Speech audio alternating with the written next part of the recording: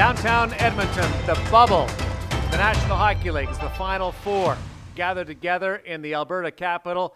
The Western Conference Final serves up game number 2 as we look ahead to the Vegas Golden Knights and the Dallas Stars, a Pacific Division team against the Central Division club. Darren Millard here in Studio 31 along with Stanley Cup champion Shane Hnidy as the Golden Knights will try to bounce back from a 1-0 loss in that opener as both teams did the quick turnaround from Game 7 victories over Vancouver and Colorado, respectively. This is a situation for the Golden Knights, though, like not big pressure, but a really important hockey game from both a victory standpoint and a bounce-back effort. Oh, it's something they haven't faced yet, and I think every team needs to go through it where you're in a deficit in a series. So they're down one game. That's all it is. It's a matter now of coming back and playing the right way. You look at the way they lost, there's no secrets. They know they can play better. It wasn't like losing an overtime game, a double overtime game. They lost because they weren't good enough. They know they need to be better. Now they need to come out ready to play here at 5 p.m. Pacific, ready to go from the puck drop.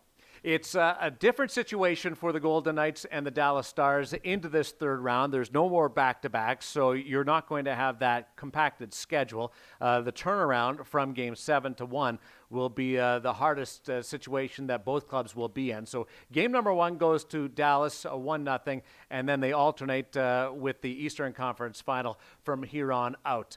No goals in the opener against Anton Khudobin. That, to me, looked a little different than Game 5, 6, and 7 against the Vancouver Canucks and Thatcher Demko. They didn't generate enough. And you look at the game right from the start, Darren, they didn't have pace. They weren't moving their feet. They were standing still. The passes were off. They were out of sync. It wasn't a good, say, 40 minutes. But just from the start, they did not have the energy required to play in the Western Conference. And it's going to happen. Unfortunately, it happened to them. If it's going to happen, maybe let it happen in Game 1 where you can correct it. They need to be a lot better. Dallas, as Pete DeBoer said, was the hungrier team. They came out ready to go. If it wasn't for Marc-Andre Fleury, it wouldn't have been just 1-0. It's incredible that they were only one shot away right to the final buzzer. Fleury played great. I thought Golden Knights did a good job actually not giving up many great opportunities. There was a turnover, second, third shift in that led to the Dallas goal. But outside of that, they did a pretty good job of looking after their own end, but they just couldn't get through the neutral zone. They didn't play with speed. There's so many elements that make the Golden Knights good that they weren't able to accomplish. There was a reason why they were sluggish, but not acceptable as the game went on. Pete DeBoer certainly expected his team to find its rhythm sooner than they did in the third period of that Game 1 loss to the Dallas Stars. So while the coach understood the very beginning, he was less accepting of the entire effort. Here's Pete DeBoer. Yeah, big heavy teams, two big heavy teams, and they're a heavy veteran team, and you gotta work, to get inside, and you've got to work for pucks and puck battles, and they're not going to hand you offense, and you got to be willing to compete for pucks, and like I said, we knew that. Vancouver defended really well, but didn't have that heaviness that Dallas has. So, we know now what we're dealing with, and it's on us to respond to that.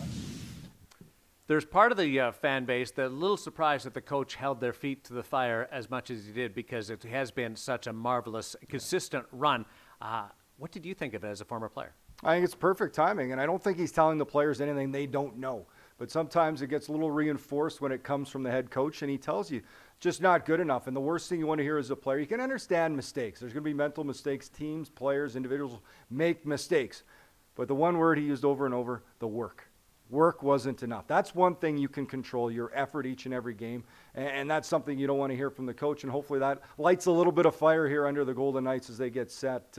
I expect them to be ready tonight. They've been able to handle this really well. It's a strong leadership group. They're a real close group of guys. They want to compete for one another, and they want to bounce back. And they'll have the opportunity here today. They do get Ryan Reeves back in the lineup, and maybe a reason why they were out of sync was they were just missing him off the opening faceoff. Unusual because Pete DeBoer has started Ryan Reeves off the start to kick off a game every time since he's taken over this team. And how much do you think, just not the opening faceoff, you can put that aside, but just not having him in the lineup?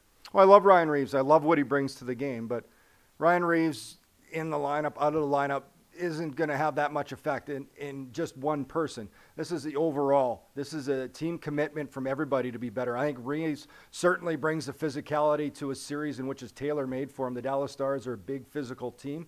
I think he's a guy that can bring energy to the lineup, not only in his style of play, but on the bench. He's a guy that's vocal, especially when there's no fans. It's good to have that on the bench, a guy that's loud, a guy that's talking, a guy that's behind you, and he can change momentum in a game. I think that's the one thing about that line is they can go out, they can provide that spark, whether, not with a goal necessarily, but to go in to create some pressure against the Dallas team, and they can wear down the Dallas opposition, especially their defensemen, their skilled ones, the Haskinens, the Lindells, the Klingbergs, guys like that, and Reeves matches up pretty good against Alexiak, the big 6'7" defenseman on the Stars.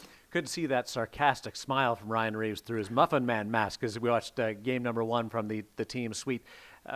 Beyond physically, do you think he just gets involved, maybe the odd kerfuffle after a whistle, just to push back a little bit against what Dallas was able to do physically from game number 1? Well, I think this game we're going to see everything start to escalate. I think we're going to see it's going to get more and more physical. The dislike is going to rise on both sides for one another. And Ryan Reeves, that plays right into his style of game. He loves to get involved a little bit after, as long as he keeps it without taking penalties. And he's a smart guy. Play between the whistles, play hard, add an extra chirp if you have to every now and then. That's the strength of his game. Try and get under the skin of the opponents. But I think overall it's good to have somebody like that brings an energy to the lineup, to the bench here in a game in which they need it. Dallas was more physical on the back end than we expected. Yes. We know about the offense, but physical. And Klingberg scored a goal, also threw a big hit.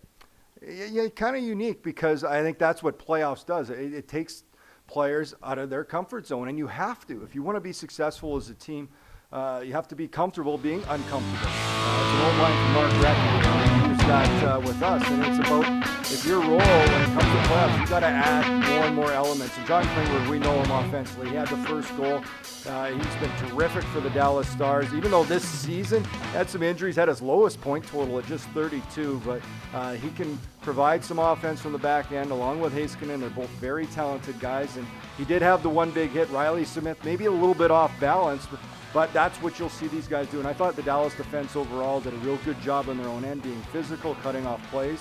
Part of that is they did their job. Part of it is the Golden Knights can do a better job winning those one-on-one battles. So is a positive that the Golden Knights were pushed physically, stood up to the test, and came back in the third period and were within a goal by the end of it?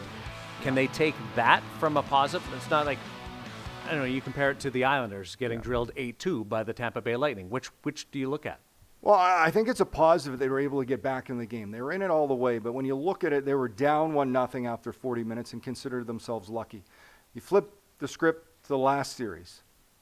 They're down or they're tied, and they're doing everything they can, and that's when frustration sets in. Now, in a game like this, anger sits in that you've got to be better, and they came out and they showed that they can play their game. They can get to what they need to do, and even a little bit better. It's got to elevate from that third period here to start the first. They've got to be engaged early in this game. They have to be prepared, and it's all the hard areas, Darren. It is. Mark Stone had a great comment. Somebody asked him, is his skill to stand in front of the net? There's partial skill, but it's commitment. It's commitment to win the battles, and that's where if you want to win this series, you're going to have to find those second and third pucks, the loose pucks in front of the net. You're going to have to provide the screens. You're going to have to play in those hard areas.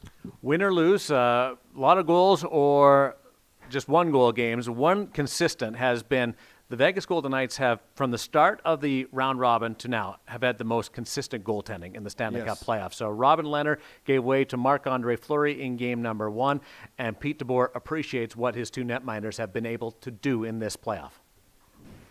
The decision to play Marc-Andre was because, the same reason we started Lehner in Game 7. I thought he gave us the best chance to win tonight. He was fresh. He's played well against Dallas, and he gave us a great game. I thought he was our best player. Gave us a chance to hang around when we didn't deserve to be in the game early. That decision was fairly easy. It has been impressive what the two of them have been able to do. Well, it is. What do you want your goaltender to do? Give you a chance to win each and every night, and that's what they've been able to provide.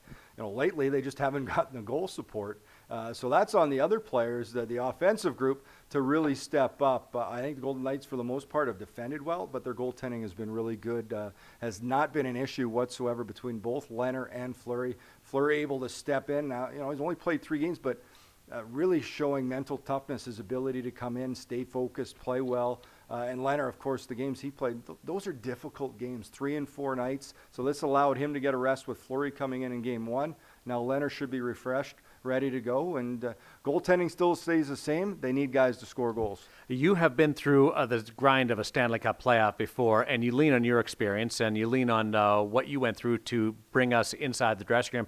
This group of Golden Knights, there's a core group, the Misfits, that in 2018 were in Winnipeg for Game 1 of the Western Conference Final, and it didn't go great. That whiteout was just all-consuming, and the Jets exploded for the early offense, and they rode that 4-2 victory. The Golden Knights were not happy after that game, and they vowed to be better in Game 2, and not only in Game 2, but they ran the table. So how much can you compare what happened in 2018 in dropping the opening game of the Western Conference Final to the situation they're in right now? Well, we can compare situations, but I'm not going to compare 2 different teams on both sides. But when I look at that game, there's certainly comparables in the Golden Knights. That game was over Game 1 against Winnipeg in the first 10 minutes. The crowd was going, so it's a different atmosphere, no fans now, loud building. But what I knew in Game 1 and what you wanted to see was the Golden Knights found their game about halfway through the second period and carried it through and showed they could play. So that shows them as a group, hey, you know what, we can play with this team. And I think that's where they built a little bit of confidence. And then, as you mentioned, they just kind of turned it. That's not going to happen again. We can't afford to start games like that. Came out and were able to win 4 straight. I'd like to say that we're going to see the same. Maybe history can repeat itself. But that said, it's kind of like the Golden Knights. They found their game in the third. They got better and better. Now they need to take it up another notch. Jonathan Marchessault was real stand-up guy after that game number 1 in Winnipeg a couple of years ago. And today he said, I'm not worried about us, which seemed to me like a real strong comment about where his mental focus is and preparedness is for game number 2. Well, you don't want to hear anything else. I love the confidence. You should have confidence as a team, and I think they do. The Golden Knights players, they believe in one another. They believe in themselves as a group, and you need to. You don't get to the Final Four without having that, and you can't panic. You can't get worried because you lose one game. You need to respond. You need to bounce back. And that's exactly what I think Jonathan Marchessault is saying is, I've got confidence in every guy in this room that Game 2, we're going to be set, we're going to be ready, we're going to play our game, and if we go out and play our game and impose our will on them, we can win. We are going to take you right up to close to puck drop, and then the Fortress at home takes over. Stormy Buonantony brings you all the excitement that you're used to from T-Mobile Arena. The Fortress at home right on this stream. All the events that take place at T-Mobile. Mike McKenna will stop by for the action and break down the analysis between periods. So it's the Fortress at home with Stormy Buonantony and Mike McKenna during the intermissions right here on this same stream throughout the game number 2 experience. From Edmonton and here at City National Arena. Just getting word that Robin Lehner will indeed be back in as Pete DeBoer goes back to Robin Lehner for game number 2. Yeah, and as expected, I think that was a game in which Fleury is perfectly set up for him to come in, play the game. He did his job. He was excellent. And now Robin Lehner had the rest. He goes back in net for game number 2 against the Stars. Take a look at the lines as well, and we'll bring you the look that Pete DeBoer will offer up in Game 2 against Rick Bowness, and it was hard to keep track of, quite frankly. It was the most confusing game that I've ever watched from Pete DeBoer's time coaching the Vegas Golden Knights, the way that he was shuffling in and moving things around. And it's interesting. You've played for coaches, I'm sure, that have decided to sit people down for long stretches. I wasn't meaning you. But Pete doesn't really do that. No. He may go away from the fourth line if he's chasing the game, but instead of sitting guys down, he shuffles the lines. And what do you think of that approach? Well, the strength of the team is 4 lines and 6D, but I think you'll see it a lot. Offensively, more than every now and then you switch the D pairs, but it's very rare. Majority of it is trying to move pieces around up front when you've hit a bit of a scoring slump, and that's exactly what Pete DeBoer has tried to do. He's tried to shift some things around. The first time we saw it do it, him do it was against the Stars in the round robin, where he switched things up in the third, and it paid off for them as they were able to storm to a big comeback win. Here tonight, it'll be interesting how the lines look. He's moved them around. Teams struggle to score goals. Just Shea Theodore scoring the only goals here in the last 4 games on a goaltender. They have a couple empty netters. So that said, it'll be interesting how the lines match up. I think he's going to go back. I said today, I was on Nighttime at noon. I said, somebody asked, Dave asked my opinion. I said, not that it matters, but I'd go back to the original. So I know I scared you the other day when I got Cousins centering the you're top all over. line. I hope somebody gave you proper instructions. Well, you know what? I thought that was a real good, solid indication of what Pete DeBoer was going to go with his lines and be all over the place in there. So I'm going to give you the lines tonight. Carlson between Smith and Marchessault. Chandler Stevenson will center Alex Tuck and Mark Stone. Stastny with, oh, really? So with Paul Stastny between Max Pacioretty and Nick Waugh, and then Tomas Nosek with Will Carrier and Ryan Reeves. So X mark by my Stone opinion. and Pacioretty are split up for this game, which is a venture away from the norm. They're trying to ignite it. They need to find a way to get goals. And Pete DeBoer, has a better temperature, him and his coaching staff, on exactly what they want to do, who matches up, who can maybe play with one another. And they're closer to the team than all of us. We're out here, we get to guess, play the guessing game. Sometimes we're wrong, like I am. We'll see how this plays out for them. But I think this group is really comfortable playing with one another, whether it's how the lines match up, and maybe it's some new excitement, some new line mates. You're ready to go. It adds to the energy as they get set. This is the biggest departure from what we've seen to start a game. Absolutely. From Pete DeBoer. Vegas, if they do get it going, where do you see the good signs that everything's trending in the right direction? Well, I think it's all 3 zones, and it's units of 5. You look at that game, I thought they were too spread out. I think the passes were off, so I wrote down they've got to have pace to their game. Their breakouts, it starts in their own end. Cut plays off, break it out. You got to have puck support, 1 and 2 guys. That allows you to play with speed. I thought Dallas took away the neutral zone. They can break out clean, break out with speed. That allows them to come through the neutral zone with speed, and then it's good decisions. Puck management from there, whether you can carry it in, get it deep, and then establish their forecheck. And that's all about work. That's about getting in. Think of all the times against the Canucks where the Golden Knights, just the pressure they had to relentless, to create turnovers, to make plays from behind the goal line, quick, accurate plays. And then when they get to the net, it's getting pucks to the net, getting the rebounds. I think shot placement's going to be a little more important. We've seen too many maybe to the crest. I think the Golden Knights can throw some pucks at the feet, the pads, see if they can get a rebound. So there's lots of areas, and I think they can be better in all of them. They can be a lot sharper here tonight. You played with Anton Khudobin. I did, just briefly, yeah. He was kind of on the taxi squad with the Boston Bruins in 2011. He was a young guy back then. He's a character. Oh, my goodness. Like, stand-up comedy is the next thing after being a professional athlete. He is very intriguing.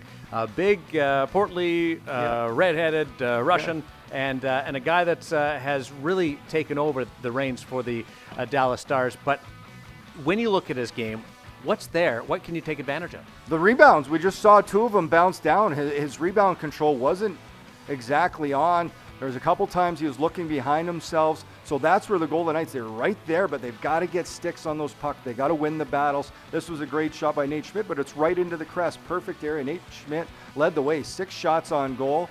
But Khudobin, if he can see it, chances are he'll make the save.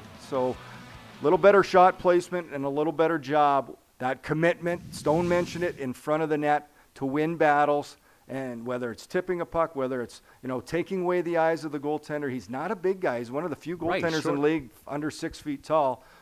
He's very athletic. He can get around. He's going to compete. But I think he's a guy they can take advantage of. They need to get to their goaltender tonight, to Khudobin, find a way to get it past him, try and rattle him a little bit. Colorado was able to do it, where he starts being unsure of certain shots. And then I think if you can get a couple, the Golden Knights are due to break out. I think this is the night. Let me ask you as an athlete. So in game 5, former 6, athlete, or am I still an athlete? You're an athlete. Trust me. Sitting beside me, you're an athlete, and you'll be an athlete for a long time. Game 5, 6, and 7, the narrative was all Thatcher Demko. Yes. In game 1, it shifted a little bit, and the question started to come towards Pete DeBoer and the players about them not scoring, and the finger more part it pointed towards lack of execution. Do the athletes hear that, and does that motivate you at all to say, like it's starting. I The think heat's they starting to know come it. on us. They know it. These guys know it. And when you look at the Golden Knights where their struggles, it's, Jonathan Marchessault, is struggled to find the back. Marchessault and Smith, no goals in the last 7 games. William Karlsson, 1 goal in his last 10. Paul Stastny, just 1 goal on a goalie. He had an empty net goal in Game 7. They need these guys to get going. So, and they know it. They're aware of it. They're good players. They've had chances. Now it's on them. If they want to advance as a team, your best players need to lead the way. Shea Theodore leads the team in points. Mark Stone is the top forward in point production, and the top goal scorer is Alex Tuch. And the game tonight will feature Alex Tuch and Mark Stone on the same line. So you're loading up in a way. Why not? Load up, see what they can do together. I've really liked the strides Alex Tuch has taken in his game here in the postseason. He's taken it to another level. He's got a lot more bite to his game, which I like. He's finishing hits. He's aggressive. He's not. It's more straight lines. He's taken a little bit of the turn. He's got speed. I've really liked his game. Stone, I always like his game. Maybe the last one, the first one, he didn't have a shot on goal, but he knows it. These guys know that, and that's what fuels you as an athlete, as a competitor. Is okay, I didn't have a bad one. Well, the good thing is you get another game to redeem yourself, and now that's up to them to go out and do it. Can you take advantage of Dallas being such a mobile defense, because they're active at the blue line? They pinch down. They do as much as they can. Make them play defense. Make them defend. Force them. This is the Golden Knights. We always talk about their ability to forecheck being one of the strengths of this team. When Ryan Reeves comes in, wear them down. Be physical. Win the battles for pucks. Be quicker. All the things that just weren't there for 40 minutes.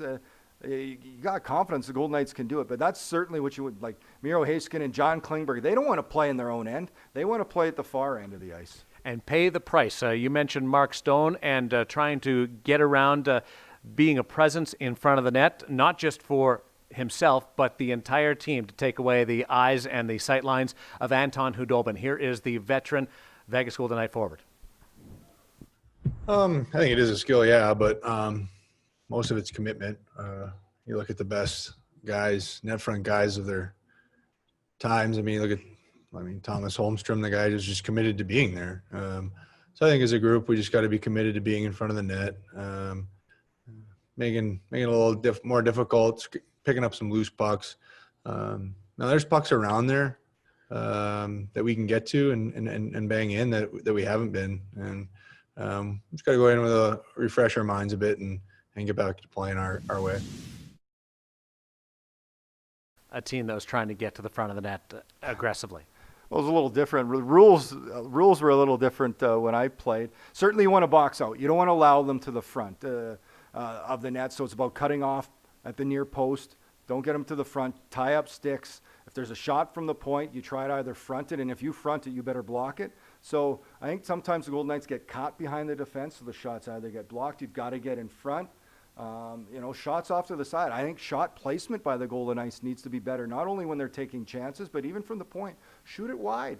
If they get it through the shot line, Shea Theodore is the best at it, and with reason. It's a skill, his ability to move with his head up, shift lanes, but get pucks through around that net area and find guys in front. One guy in front, one off to the side, and then it's about battles. There's going to be a battle in front. Strong players find loose pucks. Mark Stone touched on it.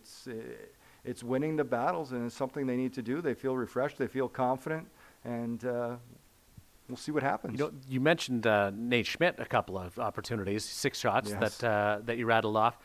A lot of them, like there was nobody in front of the net in those cases. Well, that's what we've been talking. It's kind of, and that was the one takeaway. Even as good as Thatcher Demko was in the last series, was they could have had more net presence. That was, as good as the Golden Knights played.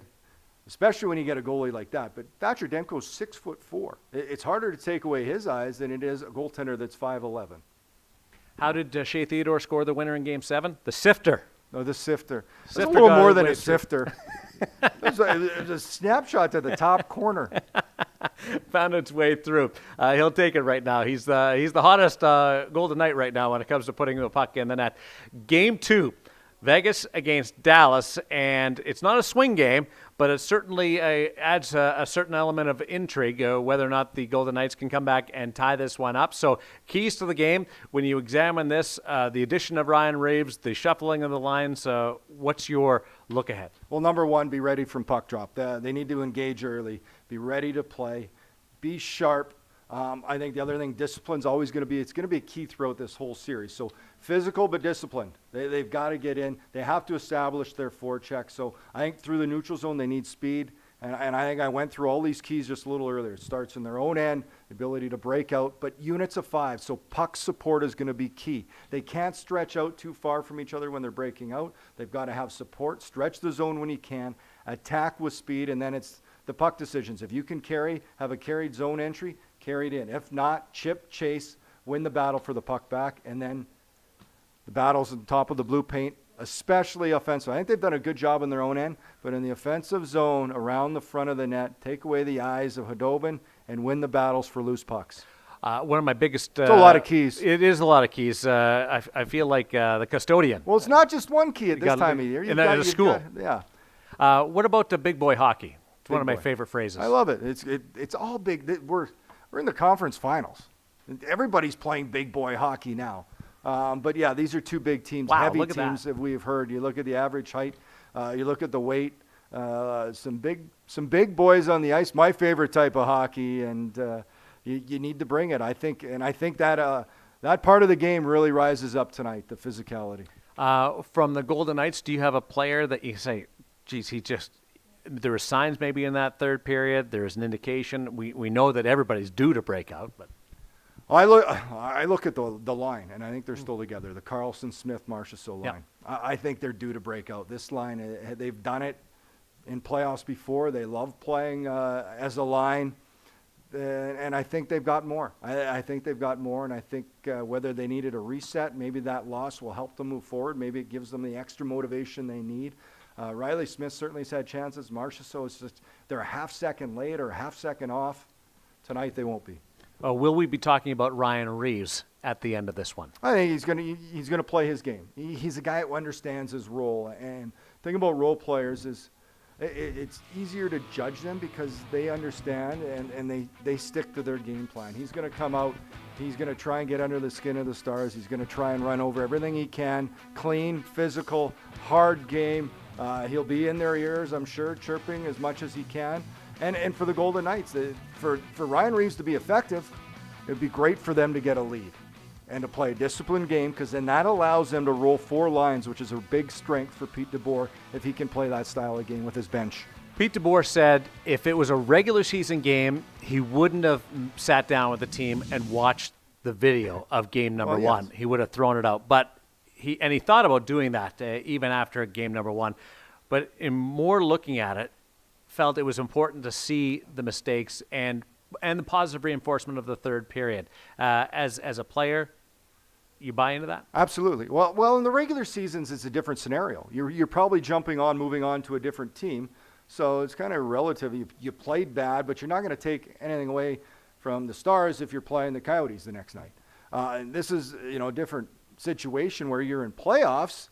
And, okay, let's look at where they were good. Okay, we can be better than that. Now let's look at what we did. All right, well, we can do more of that, and we can even be better in some areas. I think you can always learn. The players know where they went wrong. I know for a fact, at least I would have, and I'm sure a lot of them would have went back. I remember this play, this turn. Oh, what was I thinking there? So they know their mistakes.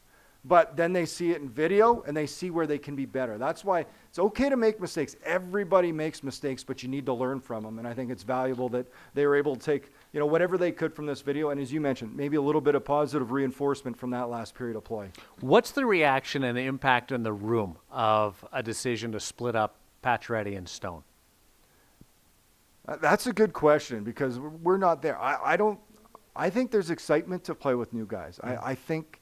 Alex Tuch, for one, I can tell you, he's going to be jacked up, ready to go playing with Stone. And I think, Pacioretty is really, okay, well, maybe he'll become more of a shooter. I think those guys playing there was times they were overpassing. And maybe this is DeBoer's way of, okay, let's simplify things. We got new guys, pucks, shoot, drive the net. And I think there's going to be an element of excitement for these guys to stay out. They got a new group. It's a close group. There's no cliques. So maybe there's little internal competition. All right, can our new line beat that new line? And hey, there's nothing wrong with that. Was that Nate Schmidt's best game of the playoffs? In game number one, even in a Offensively, losing cause? I thought it was good. It's tough to judge in a losing cause because you look at some of the games they've won where he's played really well, and you can always pick individual games. I think he played better games when the team plays better. But yeah, he had a solid performance. 9 shot attempts, 6 shots on goal. Certainly, he was the one driving the best opportunities.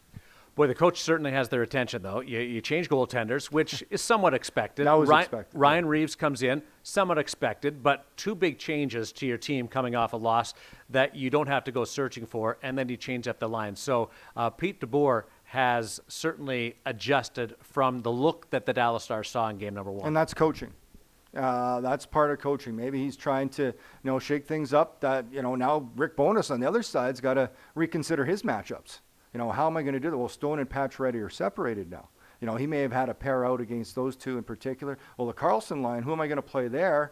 And there's different matchups. So this is part of coaching by Pete DeBoer, his ability to maybe spread around some of the wealth, even though they haven't been cashing in much, but it still forces the other team to maybe change their matchups and maybe opens it up a little bit here for the Golden Knights to find that offense they've been looking for. Put a bow on it this way. One of my pet peeves is when the athletes and the players talk about how they just have to worry about themselves, not the other team.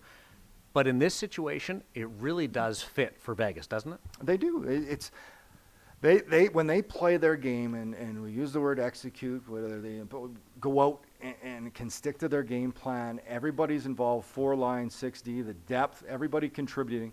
They feel confident that on most nights they're going to win. Boy, an early goal would go a long way, wouldn't it? Well, no matter where it comes from. There's the key to the game. Score Yeah. first. That would help. And maybe add on a couple more. What Tampa Bay did yesterday, you couldn't find 2 more opposite games between the 2 conference finals. No, and it was tough for the Islanders, and Pete DeBoer talked about them coming out of back-to-backs. The Islanders kind of a similar, just a game 7. Their day off was a travel day from Toronto to Edmonton to switch bubbles, and then they're playing a game. It's not an excuse, but it is reality. Tampa's rested, ready to go. The Islanders travel, get settled in, and then playing. And they just couldn't get to the game. By the time it was long gone, and I expect a different team, as John Cooper has said, as Barry Trotz said about his Islanders, will be ready for game 2, and I think John Cooper's expecting the same. No change in scenery for the Vegas Golden Knights, but they will try to alter the narrative from game number 1 into game 2, trying to even up this Western Conference final at 1 win apiece. You can watch the game on NBC Sports Network. Listen to the game on the VGK Radio Network. Dan Duva, Gary Lawless had the call there. Fortress at Home continues with Stormy Buonantony. All your fun activities from T-Mobile Arena, and Mike McKenna will join Stormy during the intermission. And don't forget the Insta Intermission. You couldn't have come up with an easier title to spit out. I know it's tough. I kind of mumble through it sometimes. Insta Intermission with Shane Knighty asking the questions of Dave Gosher. Role reversal, and that's exactly what the Vegas Golden Knights will try to do tonight. Reverse the outcome from game number 1. Game 2, Western Conference Final, is coming up. Stick around for the stream from the Fortress at Home and enjoy the Western Conference Final from Edmonton.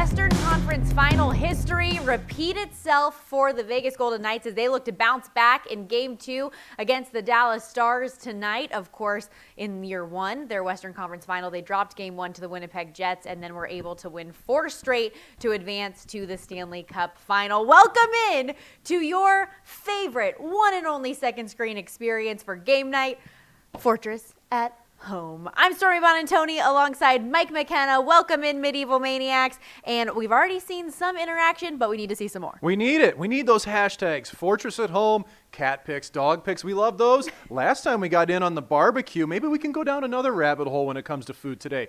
Hashtag Fortress at Home. Send them our way. We'll be featuring throughout the evening. Yeah, one of my absolute favorite things is learning your at-home concessions. So whether it's barbecue, whether it's pizza, whether it's popcorn, whatever it is, get in the comments, let us know. Also send questions, tell us who you're watching with, where you're watching from. I love seeing the Fortress at Home setups. Yep. So a lot of good stuff. You've been doing it all postseason, but tonight we need even more. And as we start to preview this contest, I figured there's no better place to start than maybe the start for the Golden Knights. Last game, a little sluggish, a little slow. How were they able to combat that in Game 2? It was not what the Golden Knights wanted in Game 1. End up down 1-0. Took a long time to get their feet going. They combat it by having a great first shift. And you're going to see the Golden Knights, likely with Ryan Reeves back in the lineup tonight, good chance that he starts. So you're going to expect hits out of that line from Carrier and Nosek, and you're going to expect the puck to get down into Dallas's end. So hopefully the Golden Knights are able to carry the pace of play for that first 5 or 10 minutes. Yeah, how big of a difference do you think a guy like Ryan Reeves can make? Because obviously with the suspension, he was unable to play in Game 1, so they started the Max Pacioretty line instead. But now you're back to your typical meat grinders. This is a look that Pete DeBoer has really, really liked. What do you think his impact could be? And DeBoer's really relied upon them at times, too. It's not just starting periods. It's also anytime there's a goal against. It can be any big moment in the game, whether it's neutral zone or offensive zone. Pete DeBoer likes to roll out the meat grinders, and Ryan Reeves is a huge part of that because of his identity within the team. He brings a physical element to the game. He brings an element of fear to the opposition for several reasons. You know, he can chuck the knuckles if he needs to, but more often than not, he relies on those big hits. And he's got good hockey sense, too. You know, having him back in the lineup and that usual connection between Carrier, Nosek, and Reeves, that brought some offense this year, and you'd like to see that tonight as well. Chuck the knuckles. You are never in short supply of just awesome phrasing. Stormy, it's a long time playing hockey, and you learn all these type of things, and we're just hitting the tip of the iceberg here. This is why Fortress's Home is so much fun. It gives me the chance to show off the vocabulary. I love it so much. But just kind of speaking to that physicality and intensity, the Golden Knights also really, really looking to get to their forecheck tonight. Absolutely. And the way that they're going to forecheck better is by having the puck, and they've got to get out of their defensive zone to do that. So you're going to look at the breakouts trying to improve. But once it's into the Dallas defensive zone, the Golden Knights are going to be full throttle. They've got to make hits. They want to get the puck low to high, create some separation for those chances at the net, and they've got to get to the dirty area in front. They have to fight for body position in front of the net, give themselves the best opportunity to screen Dallas goaltender Anton Khudobin, score some goals that way. Yeah. Well, as they're looking to score some goals, we saw some uncharacteristic shot production from the VGK last game. Is there anybody in particular that you're looking to really get to their game to spark something? Well, I think Jonathan Marchessault and Riley Smith stand out right away for me. Those are two players that they've been producing in terms of the stat sheet, in terms of the analytics, but the puck's just not dropping for them right now. And you just feel it coming with them that it's got to break at some point, but they have to work for it. It's not just going to end up on their stick and in the net. They've got to move their feet, get to position. And I also think, too, Nate Schmidt was outstanding in Game 1. That was a big-time bounce-back game for him in that he was able to get so many opportunities. You know, he's played well, but he hasn't had the shots. Man, in Game 1, he had the one-timer going, tickling the scoreboard with the wind-up. You can feel that he's going to get something good happen if he keeps shooting the puck. Well, Riley and Jonathan Marchessault will continue to be together. But we talked last game about how Pete DeBoer has put the lines in a blender. You said he pureed them throughout the game. Another mix-up in that middle six tonight. Max Pacioretty and Mark Stone are not playing on the same line for the first time in a long time. It's interesting. You know, you leave the Carlson, Marchessault, and Smith line together, and then the meat grinders are together. But again, you're searching. You know, you're trying to find a magic combination. And, you know, putting Alex Tuck on the left wing is a different look, too. Seeing those middle lines just changed up. It's another look to it. It'll be interesting to see maybe the chemistry that Max Pacioretty finds playing down with with Waugh on that line too. So just looking a little bit different that way, trying to get a jump start for everybody. Well, head coach Pete DeBoer said when he was looking at this game under normal circumstances, if it was being played in the regular season, maybe earlier on the season, he would burn the tape. He'd just get rid of it and move on. Right. Yeah. But that wasn't the case this time around. No. So what are some of the biggest takeaways, I guess, from you, just as you looked at game one, as you looked at the tape moving in here? I had a coach in college throw a tape out the window of the bus once. In front of you guys? In front of, he literally took the tape right out of the VCR, because it was VCRs back then. Oh, wow. And this was early, and it went right out the window somewhere in the middle of Vermont. So that was quite a statement. But as you said, back on topic Yeah. here, the Golden Knights We aren't did not gonna burn do this that. tape. No, There were no absolutely flames not. to the VHS or to the digital. No, and if anybody has an extra MP4. VHS, I could use a new one of those. They're hard to get now. But I really do think, though, that Pete DeBoer is going to find areas in the game that the Golden Knights can do better. They weren't happy with their performance. They know they didn't get to their game quick enough. They also went 0 for 4 on the power play. They didn't have an answer when it came to Dallas's forecheck.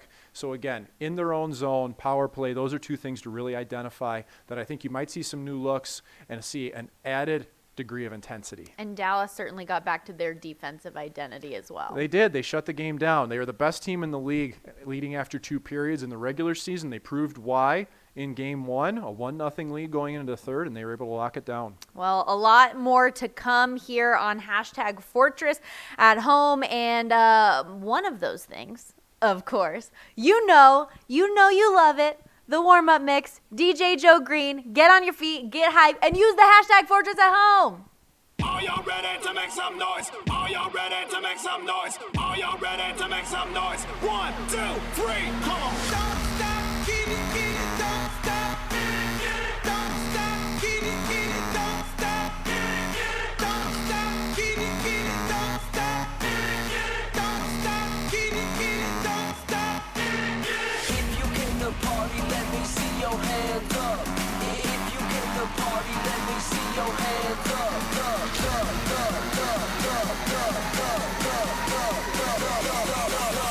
Everybody jump!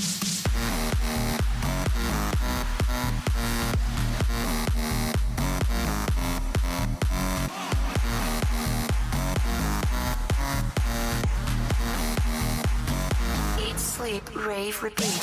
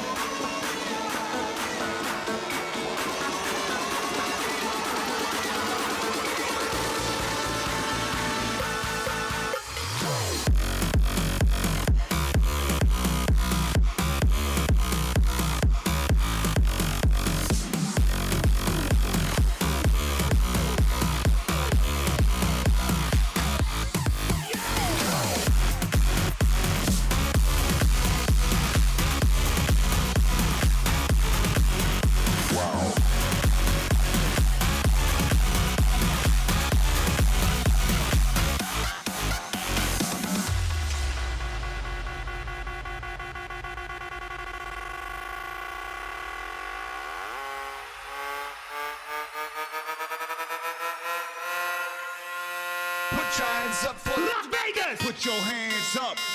Put your hands up for Las Vegas. Put your hands up. Put your hands up for Las Vegas. Put your hands up. Put your hands up for Las Vegas. I love my city. Put your hands up for Las Vegas. Put your hands up. Put your hands up for Las Vegas. Put your hands up. Put your hands up for Las Vegas. Put your hands up. Put your hands up for Las Vegas. I love my city. I can feel it. Time now for the starting lineup presented by City National Bank. Force the forwards on the left side. Number 28, William Carrier. Going down the middle at center is going to be number 92, Tomasz Nosek. And on the right side, he's back in the lineup. Ryan Reeves, 75, down the right side. Now on defense, moving along. On the left side, number 3, Braden McNabb. And his partner on the right side, number 88, Nate Schmidt. And in goal tonight, number 90, the Panda, Robin Leonard.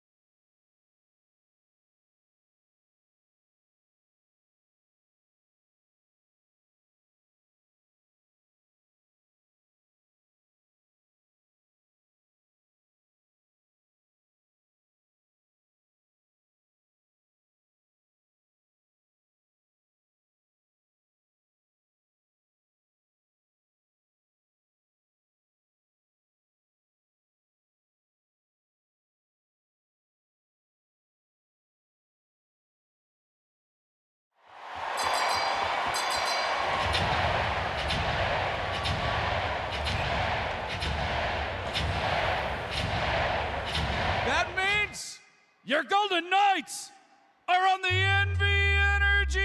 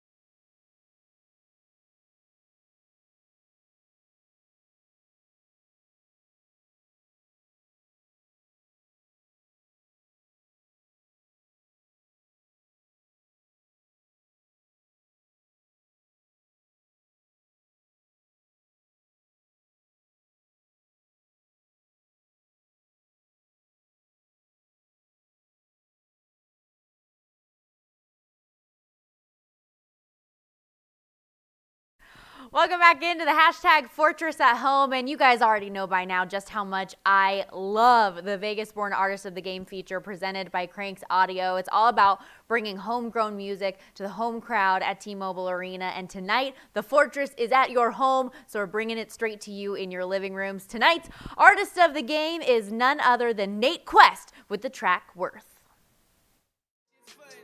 But I need my funds, count it all in ones, till it reach the sun. They just burning paper, I still got some for later. We've been chosen, I think my soul is golden. Raining blessings, I'm just soaking in them. Raining blessings, I gotta keep the rhythm. Anywhere on this earth, I'ma trip on my word. Anywhere on this earth, I'ma trip on my word. Trip on my word.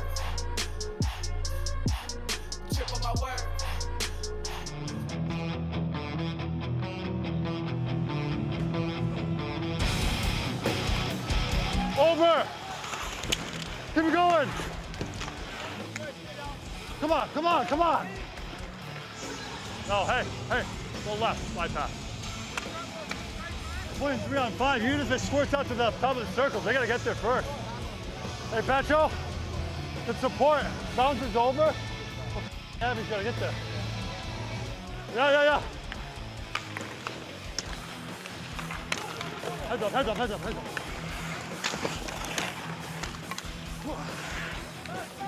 Hey, I like it. No, on the boards there. Okay. Didn't even have it, just laid into me. All a little chow. Make sure you got the puck Yeah. if he's gonna do that. Oh, it's like 3 steps. 3 steps. Hey, I'm gonna beat him 10 out of 10 times.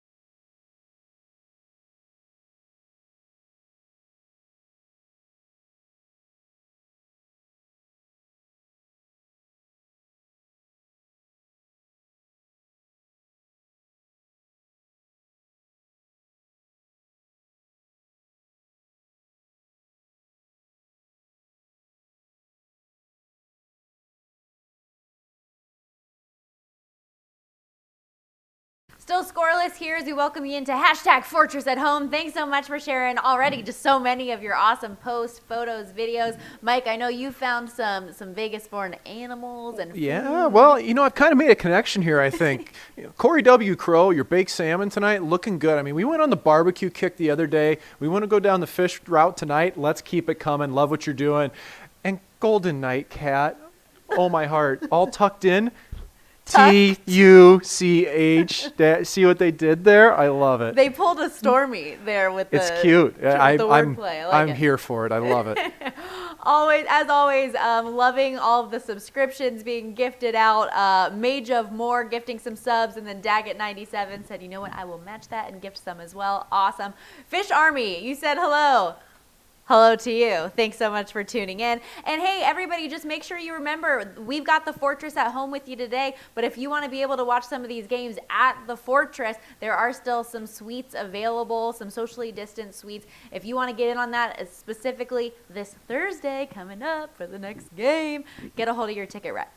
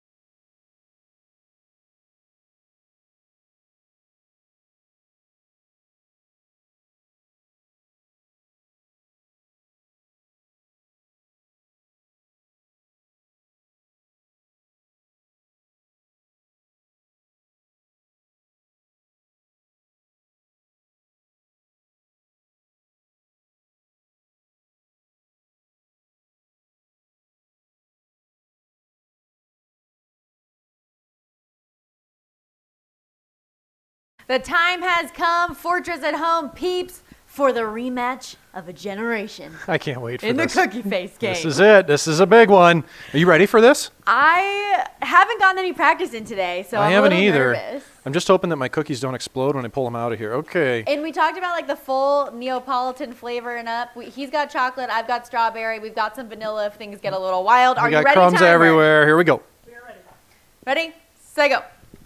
Oh, it like legitimately just crumbed like wild.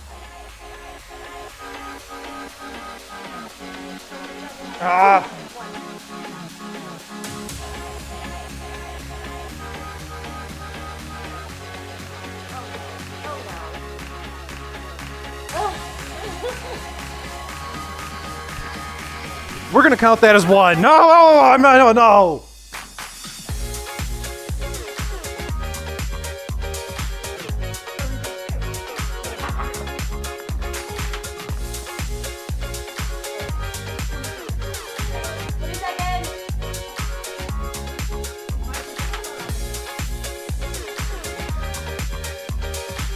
I can't even get these out. This is a bad performance today on my behalf. I'm not proud.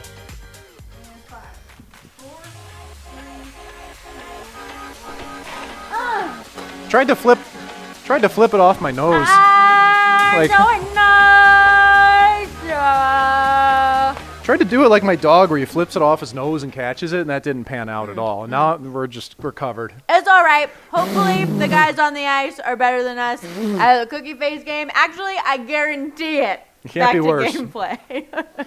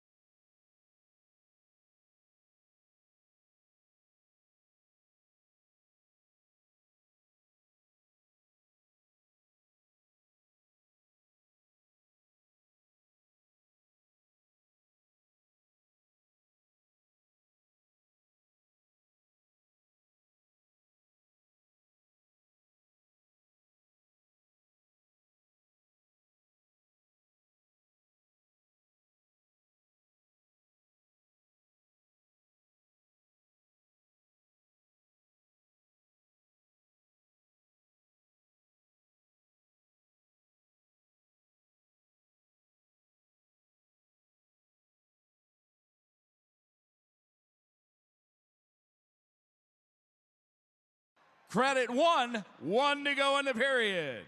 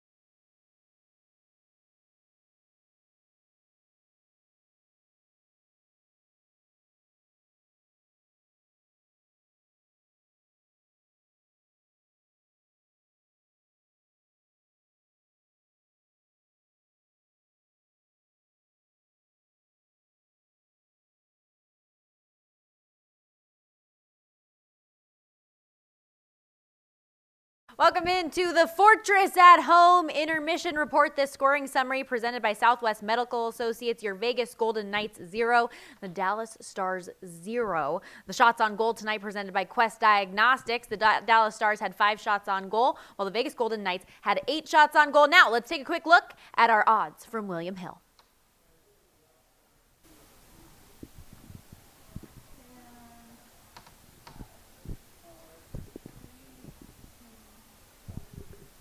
And now we will welcome back in our analyst of the night, Mike McKenna. Obviously, we just did that scoring summary, a 0-0 game so far. What are your initial impressions? I think it tipped in the favor of the Golden Knights. It looks like they've got their feet under them. They've had plenty of energy right off the bat, and they were able to carry the play at times where in game one they didn't. They were able to get cleanly out of the zone, not just using the walls, but also using the middle a little bit more often, which helped them get through the neutral zone.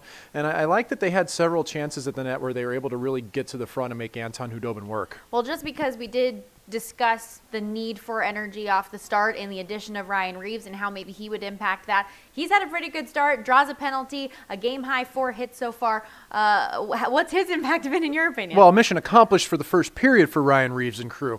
First shift, he goes out, he has several hits, and within that first little bit of time frame, what happens? Draws the penalty. John Klingberg it's in his head that Ryan Reaves is coming. He takes it into his own hands to try to initiate a hit before the puck even shows up with Ryan Reaves. So he's in the Dallas Stars' head, knowing that he is on the ice for the Golden Knights. That's a big deterrent, and that provides space for his teammates. It gives Will Carrier a chance to roam a little bit, and Tomáš Nosek. So really nice period from Ryan Reaves. Well, and it's interesting, too, because Rick Bowness was asked about Ryan Reaves in his pregame media availability today, and he said, having just one other guy on the ice doesn't change the way that we do anything. But clearly, as you alluded to just there, it has gotten. Well, there's a little bit of coach's play involved there, too. They know when Ryan Reaves is in the lineup, and that's a person that when you're on the opposing team, you're in the locker room before the game, and you're singling out people, and you're going, don't let Reaves do this. We need to do this to contain him. We need to do that. So the coaches may say it may not alter their entire game plan. That might be true from a systems standpoint, but the players are very much aware who's dangerous on the other team. Okay, well, we did see better energy certainly from the start than we did last game, more physically engaged as well, seeing better forecheck. What maybe were some of your dislikes? The power play. Again, you're 0 for 1, and it's a chance to have a game-changing moment, and you got nothing to show for it. And again, the first power play unit just seems out of sync right now. The puck's not moving quick enough, crisp enough to get those opportunities. Again, thought the second power play unit has been carrying again. Nate Schmidt had a couple of chances that looked pretty good. But there's just something off right now. They need somebody to really grab hold of it. And they've juggled the lines a little too, right? You know, Carlson, Smith, Stone, Pacioretty, Theodore, that's your top unit. Marchessault's now on the second. So clearly the Golden Knights are looking for the magic combination on the power play, but they haven't found it yet. Well, and for the Golden Knights as well, just looking to carry over what we saw from the third period last game, despite the slow start. That's when they were able to find their game. For this game moving forward, is there anything else just specifically that you're really looking for another like one person or two people to stand out? For me, Mark Stone has looked really good. You mentioned Nate Schmidt. He's looked solid, and he was somebody who I felt had some carryover from the end of last game too. Well, and I think that Mark Stone's really feeding on having Chandler Stevenson and Alex Tuck alongside him today. The speed of those two really enables Stone to be so good with his delay plays. Loves to slow the game when he has to in the offensive zone. Little delays, finding lanes to make the passes. That's his greatest strength. He's able to thread passes between players' feet, between their stick and their skates, things that other players may not see. And if you've got someone like Stevenson driving the net, if you've got Tuck going down the wing, those are great outlet destinations for Stone to move the puck to. And reciprocal side of that, he's receiving those chances too. Well, and another issue that Pete DeBoer mentioned after the game was kind of execution and effort, not really seeing five-man units out there working together, but it seems like that line and that combination, you're seeing all of that. Well, it's been better for sure. I mean, I don't think that that's a perfect period, but then again, this is playoffs, and they're in for a grind, and they are playing better as a unit. It does look like the energy is there. It looks like the Golden Knights are more willing to pay the price tonight. Sometimes you wonder, is that because Ryan Reeves is in the lineup and everyone's feeding off of him?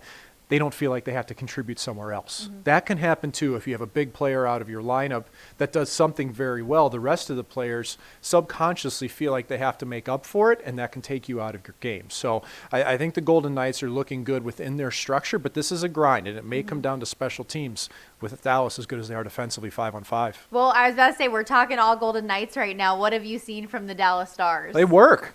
And it's no different than game one. Dallas works, and their gap control has been excellent on the Golden Knights. Everything the Golden Knights have had so far, they've had to work for it. And, you know, that's the way it is. The deeper you go into playoffs, nothing gets easier. You have to be able to fight for position, fight for those lanes. And when you're facing a defensive stalwart like the Dallas Stars, it becomes that much harder.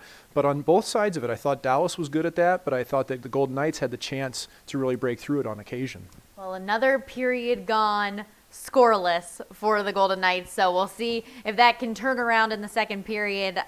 Just like I'm sure you're hoping to turn around Cookie Face game in the future. I don't know if I can. Like she's the wizard at Cookie Face. I was terrible today, and I ended up completely covered in these wafers. I don't know if I can recover. We gotta get the cleaning crew in here. We tried to do our best job. I like to consider myself, be kind of mentally strong, and I don't know if I can recover from this one. But I tell you what, though, we have had the Neapolitan wafers going with the strawberry vanilla chocolate. Mm-hmm. I mean, that is the classic kids combination. That's the combination. Yeah. I loved the post from Mage of More, though, during Cookie Face game, just saying, can you imagine if somebody just is tuning in, just pulls up Fortress at Home, and they see, what are they doing? We're having fun. That's what we're doing. We're bringing our fans into our lives. We're showing it we don't do this on a daily basis, but we like to have fun and, things we would do around the office to have a good time with one another. I don't see Cookie Face overtaking, but that's only because you win all the time. You're the tournament champion, reigning champion. Well, I had to get back on you after the cup debacle. That was solid. Of 2020. I do believe that my solo cup stacking game was pretty strong. I will welcome all comers at that. But yeah, you could work on that one, Stormy. That was so bad. I don't know if you guys remember, but I was really leading the way in the cup game, and I was all excited about it. And then I got to the top, and I didn't have a cup for the top because I left it double stacked in double the center, and there's no coming back from that. Yeah, and it also it throws off the whole geometry of it too. It starts to lean. You have the risk of a potential pyramid fall. I screwed up because I didn't have the right number on the bottom, but I was able to add on the side. There's a lot of technique involved in this. You have a lot more skill than I do. Apparently, we will have another rematch on that this Thursday. I can't wait to go home and practice. your girl is ready. I'm going to go practice at home. My Red Solo Cup experience wasn't usually stacking. You're gonna be peeping out our Instagrams, and the stories on it are gonna be us just stacking cups at home, written ready for Thursday. I'm also like, I know that basically half of me talking in this segment is just like my stream of consciousness, but we've had a really weird like snackage today because we're eating these cookies, and I've been like going to town on the wafers, just gonna be honest with you. They're in front of me, I'm eating them. But we had like Mexican food for dinner, and so I'm still kind of like, I just ate tacos. Why am I eating vanilla and strawberry wafers right now? Like, that's not Dessert's the dessert. best combo. Dessert's dessert. I mean, you can't always have a. What are we gonna have? A sopapilla or a fried ice cream? Sopapilla, I mean, a like churro. I love churros. Oh my You know what goodness, I love churros. churros are the jam, especially if you get them with the dulce de leche, Oh yeah. which I'm sure I just butchered pronunciation. Please don't dislike me for that. I think it's leche, dulce de leche. I took French. Je parle un peu français. Did not take All any I know in Spanish. French is parlez-vous français? Ouais, un peu. But then if anybody says oui, then I can't go any farther. Oui? That's just yes. Oui? I mean, Yeah, I know. Because if I mean- say, do you speak French? And they say yes, then the conversation is over because I can't speak any more French. Well, I can handle C I in feel like Spanish. I mean, I feel like It's one all of syllable. the players at the podium when they're up there with Jonathan Marchessault and then they did you just dip out of the press conference. when did the you see French cousins today's? come. Yeah, of it was course. literally, you are now excused. Oh yeah, that's true. We don't usually get the "you are now excused." People You just have been kind excused of like, in the "All right, press later. conference. Peace We out." are excusing players. That's uncommon. I can count to 10 in Romanian. I can count to 10 in a lot of languages, like Japanese, Romanian. What can you guys count to 10 in? Let us know. Get in the comments. But for now, we're going to head over to our VGK Top 10 Goals!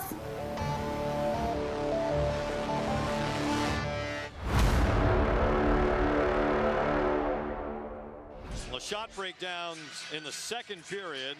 5-1 for Tampa in the first 5.5 minutes. The Golden Knights landed the next 11 shots.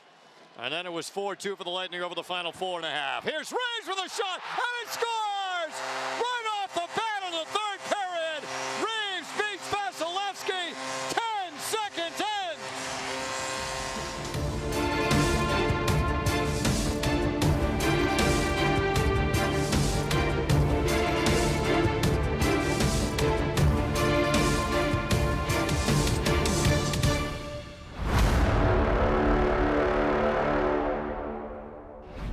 He'll gain the line, or check it. It was Howden. Pass tipped away, and here's Riley Smith with a break. All alone to the net. Backhand score! Riley Smith on the Golden Knights' first shot of the second period has made it 3-0.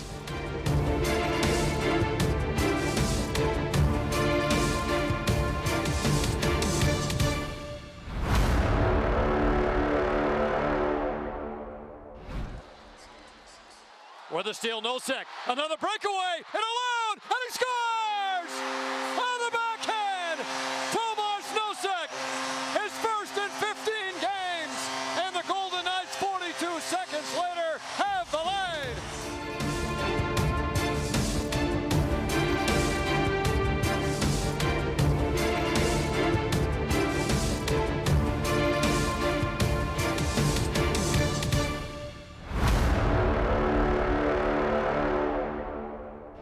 Nick Waugh in the battle as well. Reeves just got flung down to the ice. Now Waugh, wraparound chance, save, rebound, score! And John Merrill playing forward with his first goal of the season.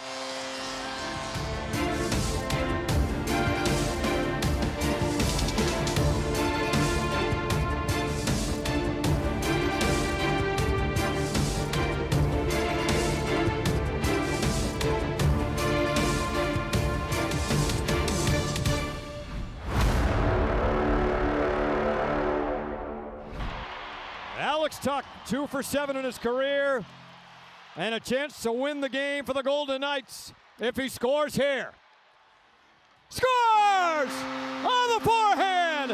The Golden Knights 2-1 winners in the shootout.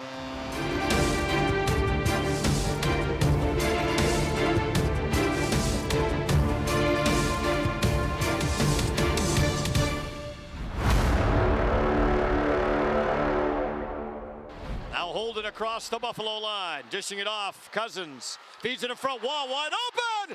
Scores! What a move by Nick Waugh! Backhand to forehand. Tucks it in to tie the game.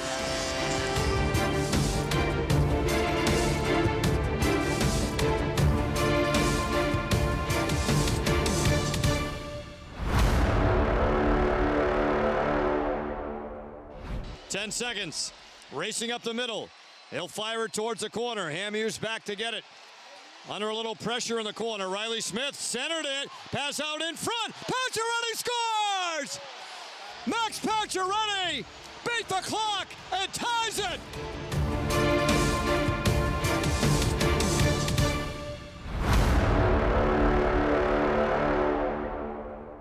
Stone through center. Manson's back, he plays it well. Now Smith gets to it for Vegas. Stone in front, Carlson, the hat trick! William Carlson, high cheddar off his backhand. 8:55 left in the third, 5-3, Vegas. Trocheck save made by Fleury, and the rebound just out of the reach of Huberdeau. Oh, great pressure by the Golden Knights. Merrill was trying to keep it alive. Here's Stone to the net. Score! Mark Stone upstairs on the glove side of Bobrovsky. His second goal tonight to give the Golden Knights the lead.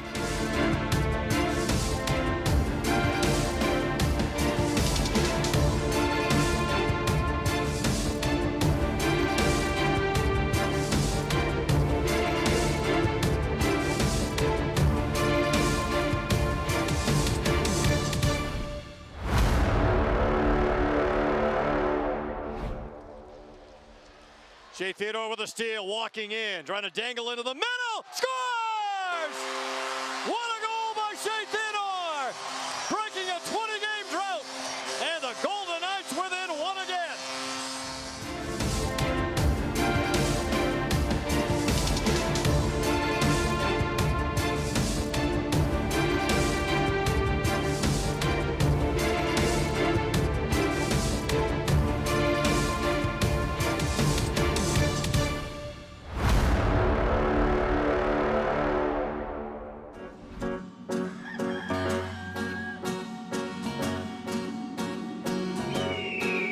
Way out in the land of the setting sun, where the wind blows wild and free, there's a lovely spot, just the only one that means home, sweet home to me. If you follow the old Kit Carson trail till the desert meets the hills, oh, you certainly will agree with me, it's the place of 1,000 thrills. Home means Nevada, home means the hills, home means the sage and the pine, out by the Truckee silvery rills, out where the sun always shines. Here is the land that I love the best, fairer than all I can see. She's deep in the heart of the Golden West. Home means Nevada to me. One more time now. Home means Nevada to me.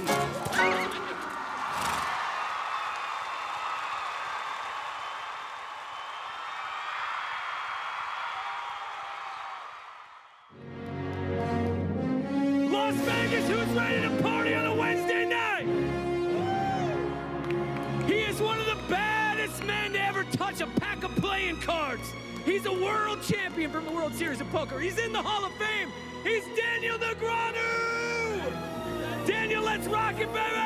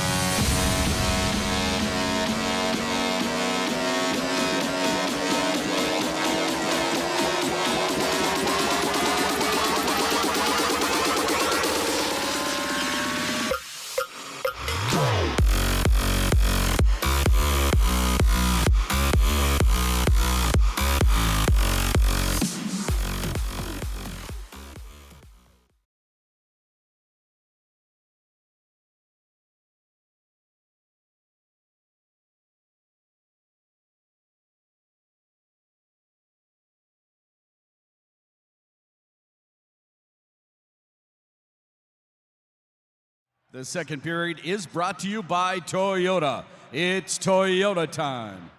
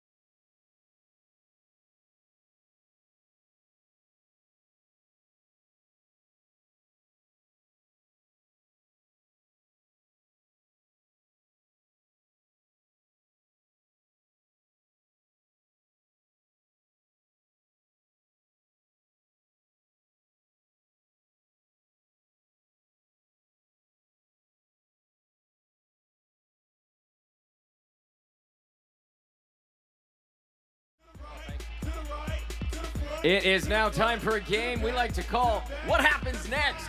Presented by our good friends at Toyota. I'm here with Amber. We're going to show you a video up on Nitron, and you just literally have to tell me what happens next. Okay. You got it? I hope. Oh, don't hope. You got this. Here we go. This is number 1. Santa climbing. What happens next? Is it Santa finds his sled, or the sled finds Santa? A or B? B. She's going with B. The sled finds Santa. Let's see what happens next. Oh, I think that's right. We'll give you that one. Here we go. This is number 2. What happens next? It's about to jump. Let's see. Is it A, 10-10 landing? B, Santa's going to be down an elf. Let's go B. Going with B again. Let's play it out and let's see what happens next. Oh, Santa is down an elf. You're 2 for 2. I think we got one more because this is a lot of fun. I have no idea what she's doing. What happens next? Timber, or she does a sick maneuver. Let's end it with A. Let's end it with A. Let's see what happens next. Here we go. Yeah, she's taking out her tree. Amber, you just went 3 for 3, means you're taking home a prize pack, courtesy of our friends at Toyota. That's what happens next.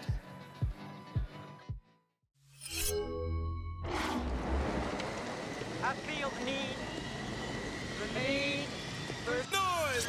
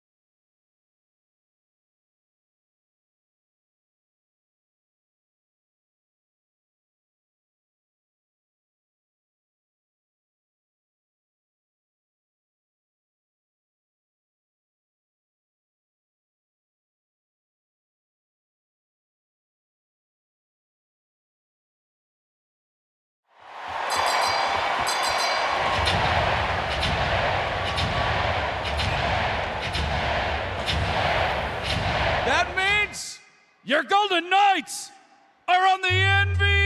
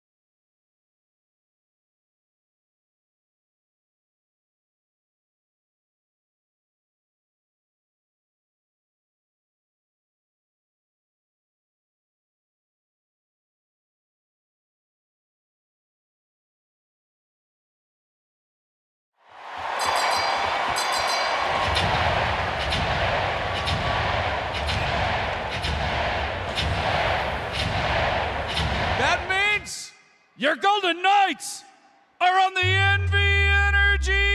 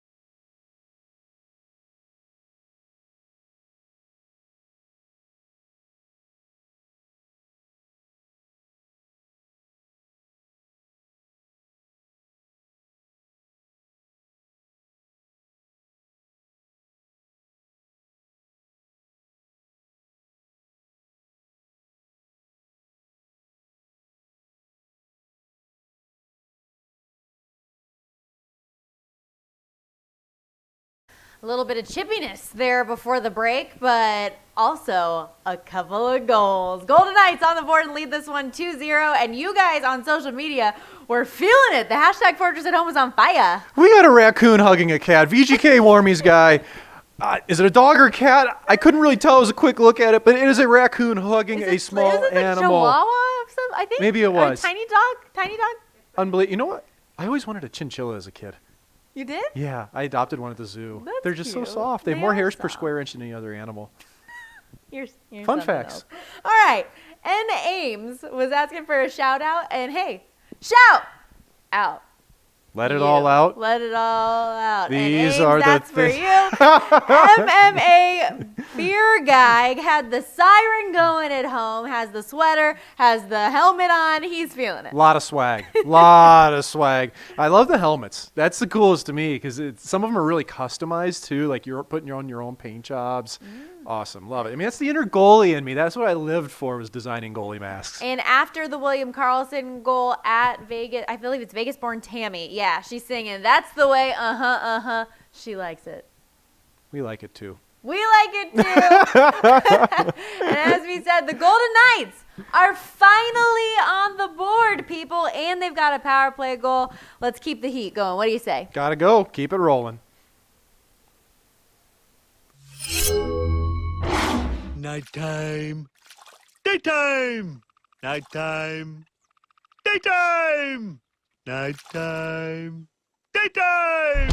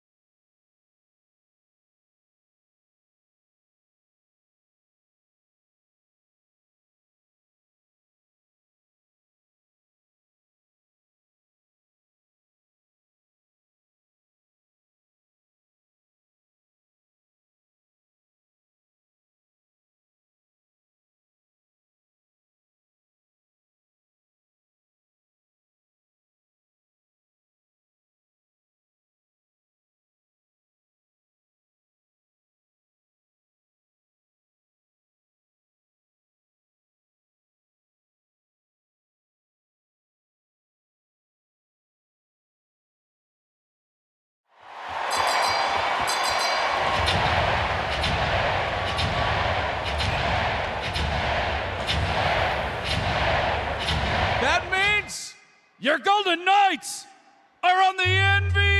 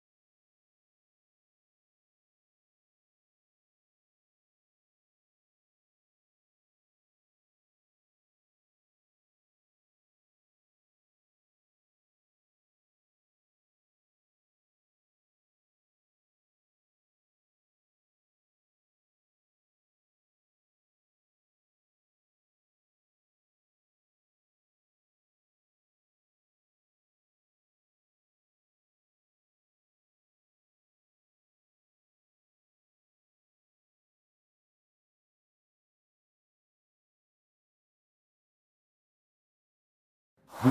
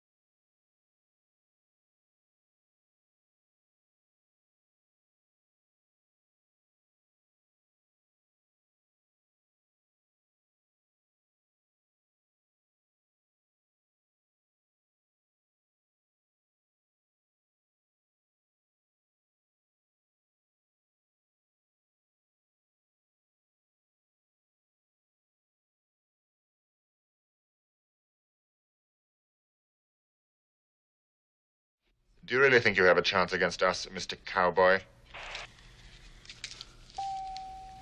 Yippee-ki-yay, May I have your attention, please?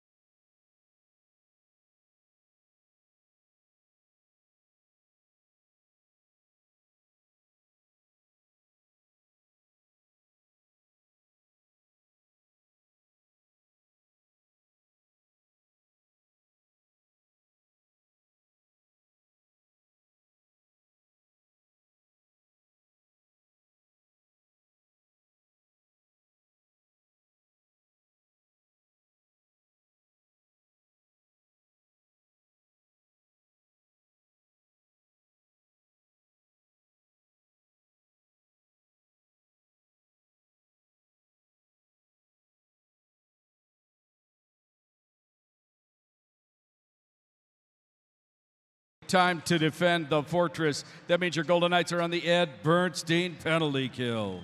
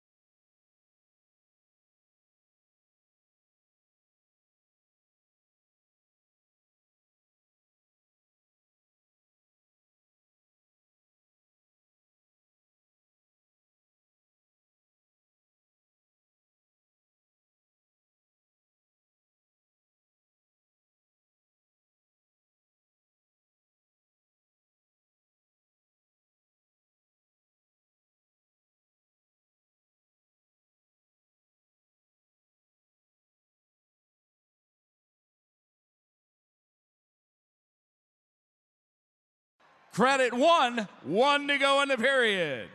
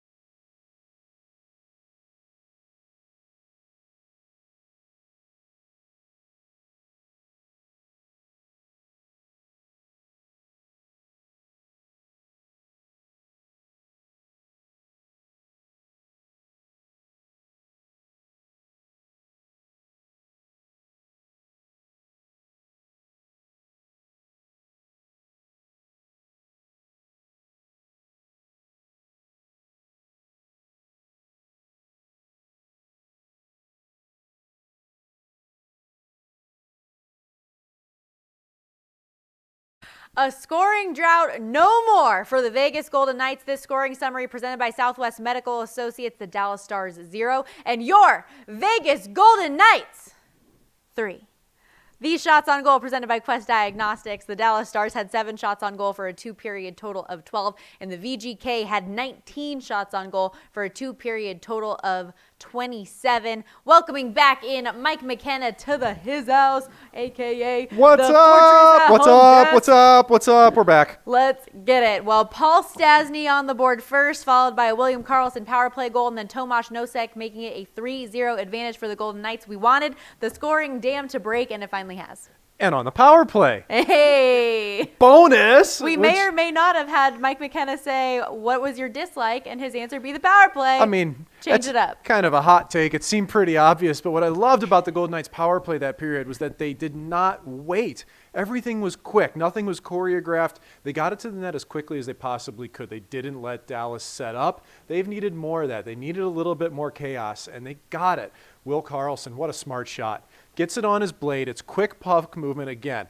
Stastny to Theodore to Karlsson, on and off the stick right away. Karlsson shoots 5-hole. So rarely anymore does anybody shoot low from that area. What's Anton Hudobin doing? He's starting to do the windmill. Well, that's not the right play there as he fooled him with the shot. Carlson goes 5-hole, and it was 1-0. Yep, 5-hole from the left circle. Absolutely beautiful. And it was almost 2 power play goals. Shea Theodore doesn't ultimately get the second one because of goalie interference by Max Pacioretty. But even in that instance, we saw more puck movement, good opportunities. Yeah, it's the same theme. You know, it was the Golden Knights moving the puck in a hurry, not letting Dallas get set up and funneling it at it. Now, you know, Pacioretty comes through the crease and takes Hudobin's foot. You know, that was a pretty clear-cut goalie interference, but those are the types of plays that you need. Pacioretty's going to the net. Theodore's funneling it to the net. So even if there isn't a goalie interference play, even if Hudobin makes that save, it gives a really good opportunity at a secondary chance. And maybe no better example of that puck movement than the Tomas Nosek goal. Tic-tac-toe from Chandler Stevenson, Nick Waugh, and Waugh's really the one who gets it started. Waugh's done that now twice because he doesn't get credited with an assist on the first goal, but he helped make that happen as well. And it's the first goal, especially for Nick Waugh, was his delay play. He's so patient with the puck when he gets in, when he works hard to get it in the offensive zone. He loves to take it, cut back, find people in motion going to the net. He plays with his head up, and you could see it on the goal too. Stevenson, Waugh, and Nosek all involved in the 3-on-1. Usually, if you get below the top of the circles and you can complete 2 passes, things look really good. Golden Knights said, we're going to pass it 3 times. Bang, bang, bang, and it's in the net. Anton Hudobin, to his credit, almost got across, gave himself a good chance. But when there's that many passes and the puck moves that quickly, it's going in. What a play from those 3. Yeah, Tomas Nosek now 2 goals for him in his last 4 starts. So when he's been in the lineup, he's been productive. He is, and he's got pedigree here too. You know, Tomas Nosek, an original misfit. He's been here and been in the trenches. He's played playoff games. He's also a Calder Cup winner at the American League level with the Grand Rapids Griffins. He beat team I was on that year. I saw an awful lot of Tomas Nosek, and he was fantastic for the Grand Rapids Griffins that year when they won. You can see that confidence in his game, how it's grown at the National, but when it's on the big stage like this, you saw he was almost involved in an altercation earlier too. I mean, he's all in, completely invested. Yeah, and 5 hits in this game too. The last time I checked, I'll have to double confirm. Physical element is there for Nosek. He's going right along with his line mates in Carrier and Reese. Yeah, I was going to say just from me in the eye test, I know that the Golden Knights are kind of winning a lot of these statistical categories tonight, but in hits they are as well, and it feels like a more physical outing tonight than we saw before. Yeah, the Golden Knights are dictating play tonight. They're taking the fight to the Dallas Stars, where in Game 1, again, when the Golden Knights didn't look like they had their wheels, they didn't look like they had the energy, they weren't able to take the puck, they weren't able to get in and chase gaps and get things nice and tight against Dallas. They've done it tonight. They're not allowing Dallas to have any room. They're suffocating them in their own zone. And you look to the Carlson goal, too. A big reason that happens is because the foretrick on Heiskanen, there's a turnover. Next thing you know, the puck come back out high, and it's in the net. And William Karlsson doing great in the faceoff circle, 5 for 7 tonight. But the team as a whole, it's the first time in a while it feels like they've been having a lot of success in that area. Yeah. And faceoffs are something that, you know, if it's the end of a game, if it's a big faceoff in the offensive or defensive zone, you need a guy to win that draw. You know, if it's the middle of the period and it's at center ice, it's not as important. But having the confidence that you have somebody on your team who you know you can put in the face-off circle to win that draw, to give your team possession, it's huge. It's given a big advantage. That was part of the slow start in Game 1. Mm-hmm. The Golden Knights went 0 for 8 in the first 8 face-offs. You're chasing the game when you do that. And you mentioned Will Karlsson. First off, the goal that he scores, but second, how about the long bomb Hail Mary flip pass to Riley Smith for another breakaway opportunity? You know you are confident when you're making plays like that, when you're willing to send it 20 feet into the rafters up and over everyone and catch a player. Yeah, he caught him like a wide receiver in motion downfield. He's playing unbelievable. Yeah, Karlsson, an important player for the Golden Knights Big to have time. having a good game like we are seeing tonight. We're giving a lot of love to the offensive players right now because we've got goals on the board for the first time in what feels like a long time. But Robin Lehner facing just 12 shots so far, but coming up big with that save on Matthias Janmark. Yep, about midway through the period, a little bit after that, it's a 2-0 game, 2-0 game for the VGK at that point. Janmark gets a clean breakaway. Robin Lehner's there, big chest, takes the shot, covers it up, slows everything down. Again, you're looking at differences in the game and when saves matter. That goes in, it's 2-1. Very different outlook. And there have been a few instances, whether it was Corey Perry on their power play opportunity or what have you. There were a few instances now where when Robin Lehner has needed to make a save, he has. Yep, and he's looked very much in control tonight. You know, that's most of his game is that. He's not somebody that you're going to be seeing flopping all around the crease, fish out of water. He's in control. If he's on his knees, if his body's upright, he fills so much net that he doesn't have to move that much. That save on Perry was excellent. He held his post. He didn't give up any ground. When the puck went to his left, he just calmly shifted into it and made that save. All good signs for Robin Lehner's game. Okay, so am I crazy? But for me, this feels very like flip-flopped of what we saw early on in the series with Vancouver, where the Golden Knights came out, got a big win, and then it kind of fell apart in Game 2. And now it seems like the Golden Knights had a rough start in Game 1, and now it's all coming together in Game 2. It's coming together, but you're also seeing them force Dallas to fall apart a little bit. Look at the retaliatory penalty that Alexander Radulov took. That's a terrible penalty. It's a minor hit along the wall, and he turns around and two-hands Mark Stone. Anybody on earth's going to call that. There's no way you're going to get away with it. That's a sign of a team that's frustrated, that's chasing, that's absorbing hits. That's something we talked about. The Golden Knights are doing well tonight. And again, I go back to Ryan Reeves. I think that fear factor, having him, knowing he's coming, it's put Dallas on edge tonight. I know you don't like the term must win, but that is what Jonathan Marchessault called it earlier today. And he's not super wrong, because thanks to NHL PR, we saw that teams that go up 2-0 in a series in the in the conference finals rather, have won 31 of those 33 appearances. So it kind of is a little bit feeling like a must win. There's 2 times that it wasn't. There's 2 since the 80s. The point of it is though that the Golden Knights knew that this is a game they had to come out and play well. Yes. That they needed to get this win, even up the series. It's tough to come from behind, especially at a 2-0 clip. Well, and we will see if they'll be able to maintain it in the third period. Wanted to give one shout out here in this intermission to Tracy on Facebook. I gotta tell you, I love the enthusiasm. If you guys are on Facebook and you read through, you know who Tracy is. She's been getting after it. But I can't repeat your words, Tracy. Can't Family do it. show. Yep, you can't do that. If anybody has a chinchilla, I still want to see it. Make sure we hashtag Fortress at Home, hashtag chinchilla. It'd be really cool. Yes, keep it up. Keep using the hashtag Fortress at Home. And since William Karlsson has been having such a great outing so far, we thought we'd throw it to his VGK origin story.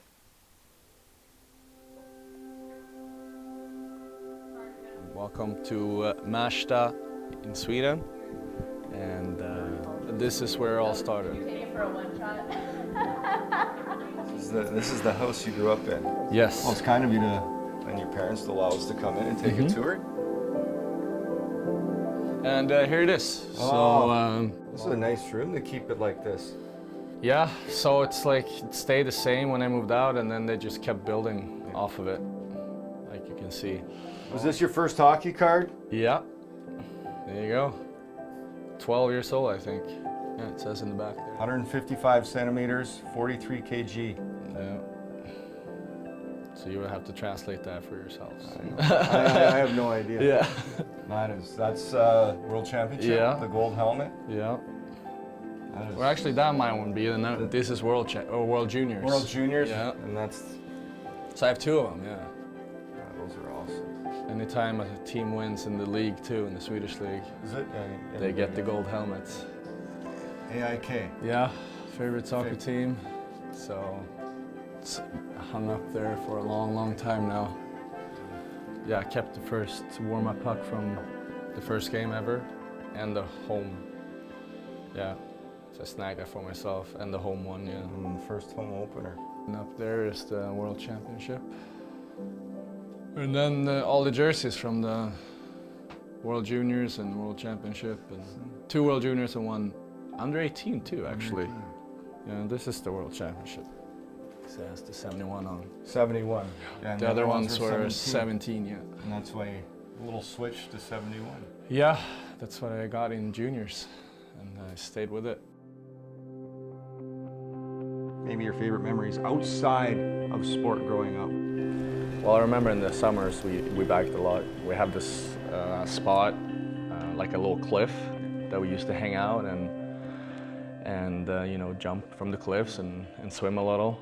I was gonna say, hopefully there's water underneath. Yes, yeah, exactly. Yeah, definitely. And yeah, the place is called the Skull Mountain. Skull Mountain. Yeah, because it kind of looks like a skull when you're on the water, like on the boat. Apparently, yeah.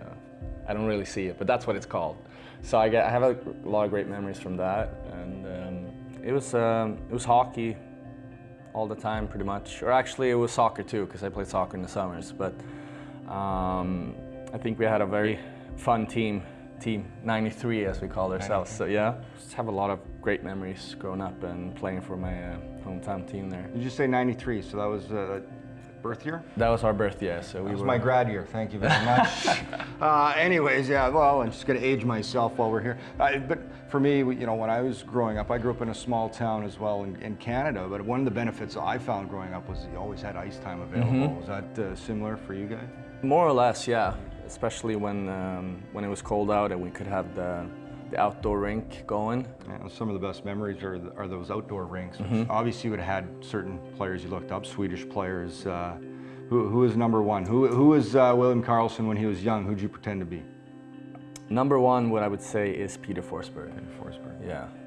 Even though I don't play like him, I feel like, but I think he had every tool that a hockey player should have. Because he was scoring goals, he was making fantastic passes, but he was also crushing guys, and it's always a lot of fun to stay up at night and watch him. He was a beast. Fortunate to play, well, not fortunate, but I did play against him. It was scary at times, as you mentioned. He was an absolute beast in the corners, and just unfortunate for the injuries for him, because I think he was just tremendous and all around. Maybe outside hockey, who are your biggest influences maybe on your path here growing up in Sweden? Well, of course, my parents. Yeah. They've driven me everywhere around here in Stockholm whenever we played other teams, and they've always been a huge support, not only in hockey but in soccer too. It's a busy summer and in winter, so. Wild Bills, your nickname, where did that come from? Well, it started in Anaheim when I first got to North America, because I was very shy and didn't say much in the beginning there. Sarcastically, he called me Wild Bill. That's pretty simple. So no cowboy background at all, or riding horses, living in the Wild West? Well, looking back at photos, clearly I do. But no, I just sarcastically, he called me Wild Bill, and it kind of stuck on the other guys. Was there a coach along the way that helped you?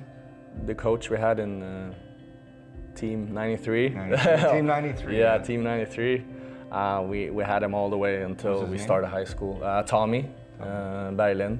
I mean, he played me a lot, and so I don't have a lot to complain about. And when I went to juniors, those coaches were good too, because they all believed in me and gave me the chance. There's been a lot of good coaches throughout my career, and they've definitely been a part of my journey to where I am today. The next pick in the 2017 NHL expansion draft will come from Columbus. Bill, your selection from the Blue Jackets. From the Blue Jackets, the Vegas Golden Knights select William Karlsson. Looking back at it now, it was just so crazy. I felt like this is my last chance to try to be this offensive guy that I've always wanted to be. It was like now or never. They put me with Martian, Smith, and everything just seemed so easy all of a sudden, and hockey was so much fun, and in every game, I had the mindset of, oh, I'm going to score. I feel really good. I know you had 43 goals the first year, but let's talk about the goal. Against San Jose, clinched the division, shorthanded, between the legs, stripped the puck, blew past Brent Burns. What were you thinking as you went in on goal? You know, I have a pretty good angle to pull this move. I planned it pretty early when I skated down there, and then the execution was there, and looked even better when he tried to poke with the stick, and just left the short side open for me. What a goal! Through his own legs! Are you kidding me? William Karlsson pulls this move off at full speed. Pretty big summer for you. 8 years locked in as a Vegas Golden Knights, something I know you wanted to do. For sure. Is there a little relief, or do you still put that pressure on yourself? I think both. I mean, I always want to be good. I mean, if you're not good, you're not going to play. So, and Vegas is where I want to play. There's no other place I'd rather be. So, say both. It's nice to get it done, but also I think I put pressure on myself too to be good and try to be a leader in the team. Every journey has a story. Every story has a beginning.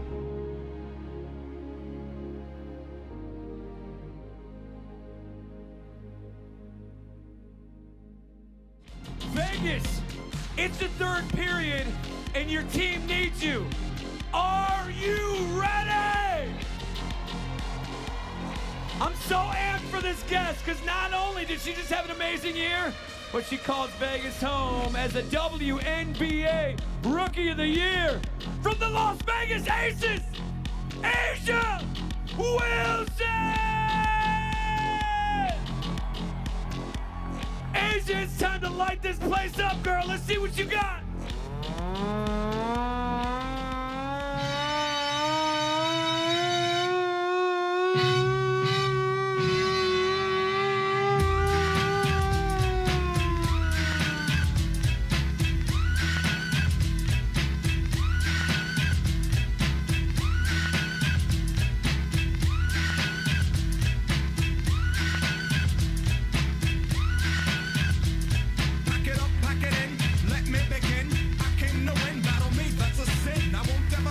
Well, clearly things have gotten out of hand here, but hey, Matt Allen on Twitter wanted to holla at you because you asked what the song is we play before the period. It's Wow by Tiesto, and that's Mike McKenna doing who knows what.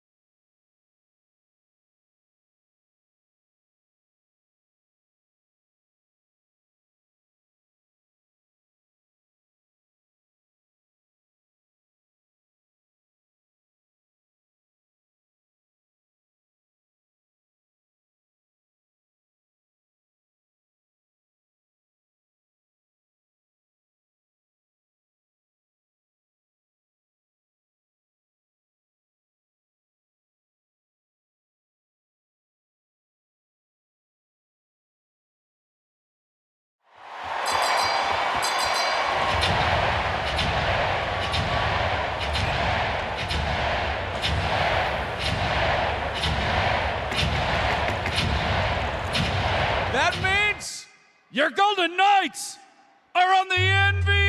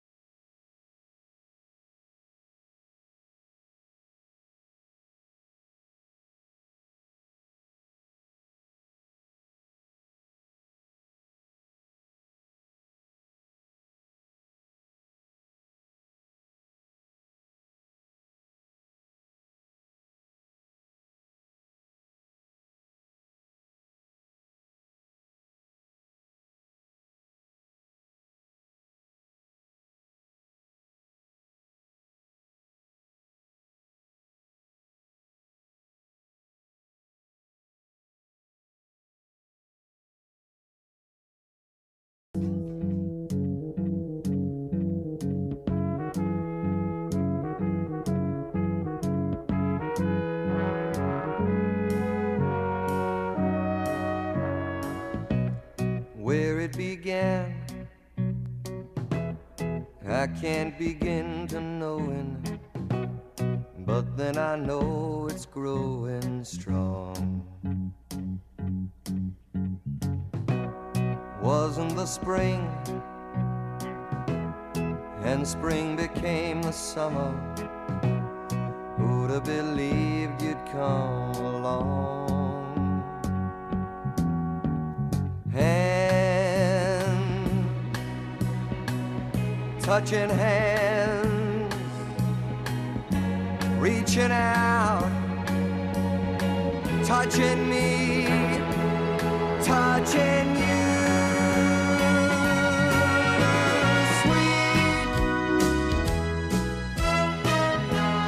Good times never seem so good.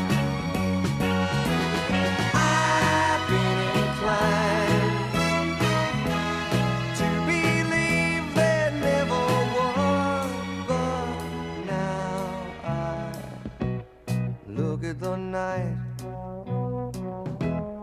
and it don't seem so lonely. We fill it up with only two. And when I hurt, hurting runs off my shoulders. How can I hurt when holding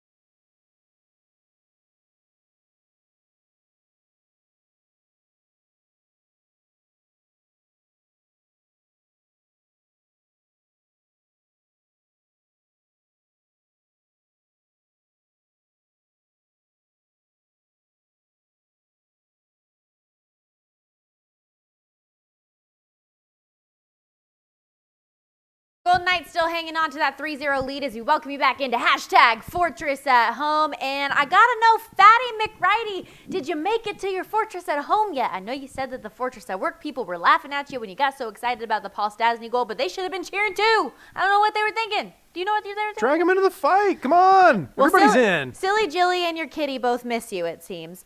Legatus Liam said that he has been swapping out rally towels after losses, but he ran out of towels. So he's asking, do we wash the towels to get rid of the bad juju? Do we not use the towels? What do we do? Just wash them. They're fine. No superstitions.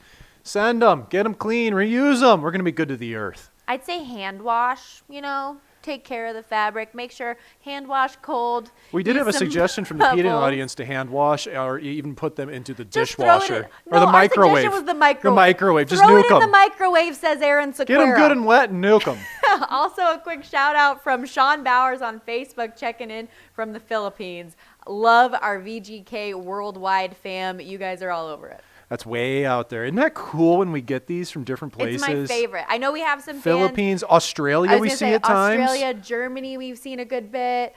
New Zealand, of course. Joel Ireland is not from Ireland. He's from New Zealand. Who would think we have Kiwi fans? I would have never expected that. Yeah. It's unbelievable. So cool. The coolest. I'm just a lowly Vegas-born. I'm not, but I have been here long enough that I would consider myself that as well. Yeah, so anyways, you like hockey? I like hockey. We be winning. Let's keep at it.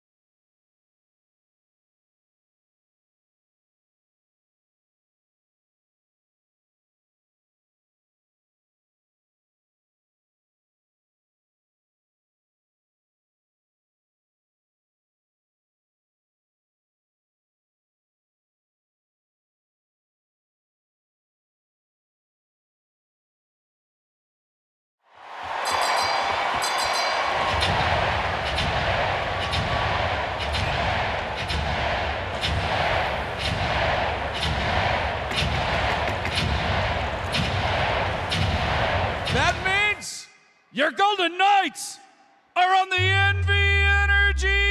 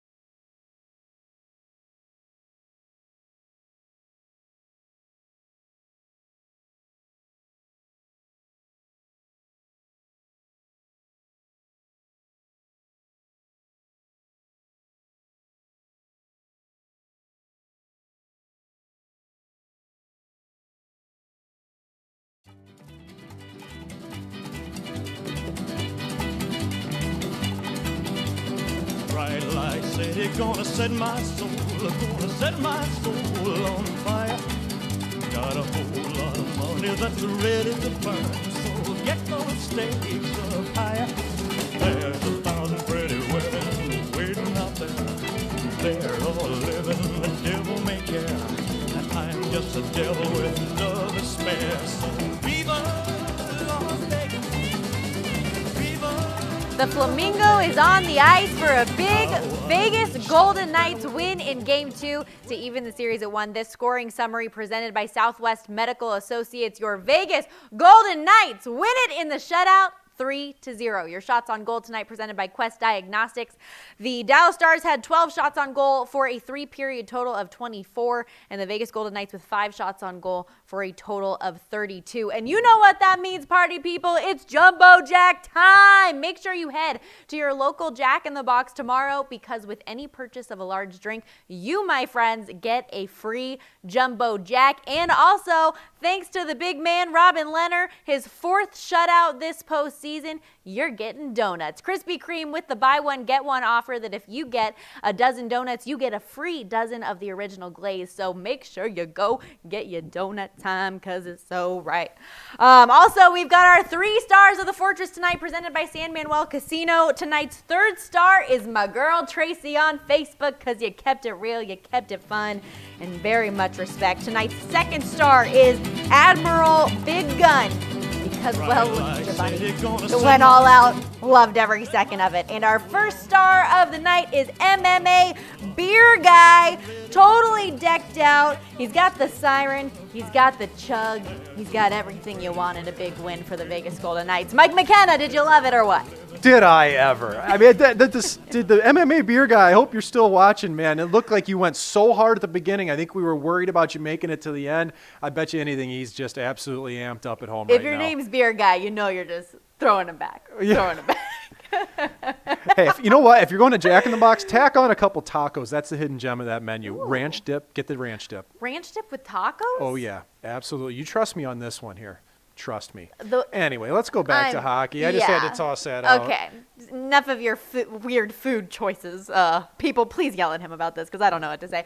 But a huge win. If you're in the know, you're in the know. A huge win for the Golden Knights in Game 2 to tie the series. Ultimately, the second period would be the difference. 3 goals scored in less than 10 minutes. But this is exactly the type of performance that you needed from the VGK. They were on top of it right from the start. They had a good first shift. They forced the play. They controlled it. They won in every statistical category you can imagine. They chased Anton Khudobin. So, I mean, you're playing pretty well if you end up with a kid who's never played a minute of NHL hockey, right? So they were completely on top of it. Loved a lot of the individual performances from the Golden Knights, but really loved as a team. It seemed like every line had it going tonight, whether they got a goal or not. They had chances, and they were involved, and they took it to the Dallas Stars. I like what you said there, though, because not a ton of shots on net to Jake Ottinger there in the third period, given it was his NHL debut. I imagine I'd be shaking in my boots a little bit thrown in that situation in the It's only conference final. playoffs, yeah, But conference final. But if you're the Golden Knights, like, your confidence has to be through the roof to force a goalie change. No question. You go out, you pop 3 goals by the end of the second.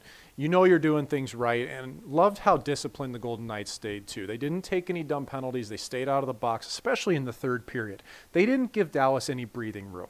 And even though they didn't generate as many shots for the Golden Knights, they didn't give up many against. So it was a very, very well-managed game from that respect. And something you talked about before we came on was just the balanced attack of the Golden Knights tonight. Every line was creating, doing something, getting involved, getting into play. Nosek grabs a goal, and you go down the list. Stastny gets a goal. There's somebody who really needed one. He'd been knocking on the door for several games. Great to see him. Carlson, so you had some players who hadn't chipped in a while, and, well, forwards in general, right? It had been the Shea Theodore show for the last several games. So very, very good signs from the front. Mark Stone led the team in chances 4. He's on the ice for 22 of them and only 5 against. In all scenarios, so his underlying numbers look very good tonight, and even on the back end, we usually look to the top 4 of the Golden Knights to really carry a lot of the load. Well, tonight, maybe the best defender for the Golden Knights could have been Whitecloud. He's on the ice, only 3 chances against. Nick Holden, a great game as well. It's a good sign. Whole lineup's contributing. Yeah, can you talk a little bit more about the D and just what you thought about from them? I thought they were so good tonight at managing gaps. They didn't let Dallas's forecheck hinder them, didn't let them throw them off their game. When they got the puck and they had pressure on them, they were able to get it to the forwards so that the forwards can make short passes and exit the zone quicker. Breakouts were much better for the Golden Knights tonight. And then I thought in the offensive zone, too, they were choosy about the times, when to pinch, when to go, and that paid off. They didn't allow many odd man rushes against. There were a couple Robin Lehner cleaned up the mess with it, thankfully, but you can expect that during a game. So, again, the game management, the puck management, very strong all through the lineup, especially on the back end. Yeah, and something you did say in the second intermission was that you thought Robin Lehner looked comfortable. Obviously, a good push there from the Dallas Stars in the third period, but he looked steady. What impresses me about Robin Lehner is that he's played so well when he doesn't face a lot of shots. And I know that's kind of counterintuitive, but it's actually really difficult for a goaltender to stay mentally engaged when you're not facing a lot of opportunities. A lot of times it's easy to start chasing the game. You're overly anxious to feel the puck. You do things that maybe aren't in your normal arsenal when you're just feeling it, letting it hit you. Haven't seen any of that from Robin Lehner. He's been completely in control, looks totally mellow, just making saves, making it look simple, letting pucks hit his chest. That's a great sign.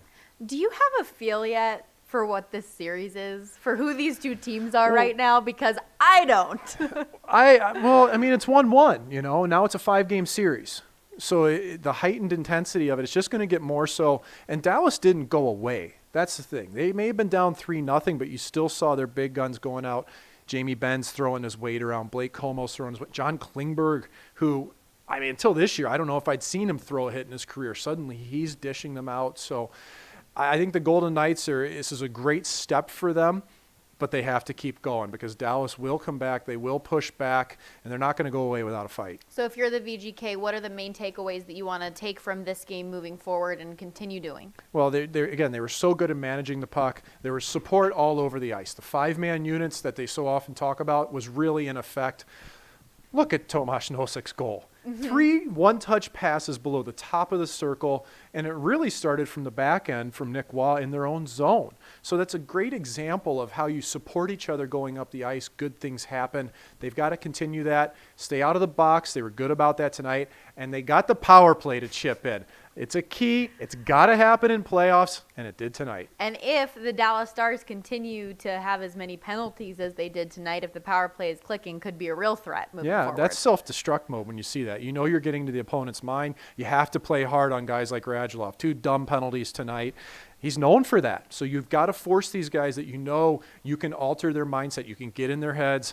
And that's also part of the Ryan Reeves effect. That's exactly where I was going to go. Speaking of getting in their heads. Making transitions here. We're amazing. We're just so in sync sometimes. Ryan Reeves injected into the lineup after serving his 1-game suspension in Game 1 of this series with the Stars, and his impact was felt. Yeah, right away. The fourth line took care of their business the way they needed to with all the hits that that they threw, but it's that intimidation factor. Right off the bat, that penalty that John Klingberg took set the tone for the game.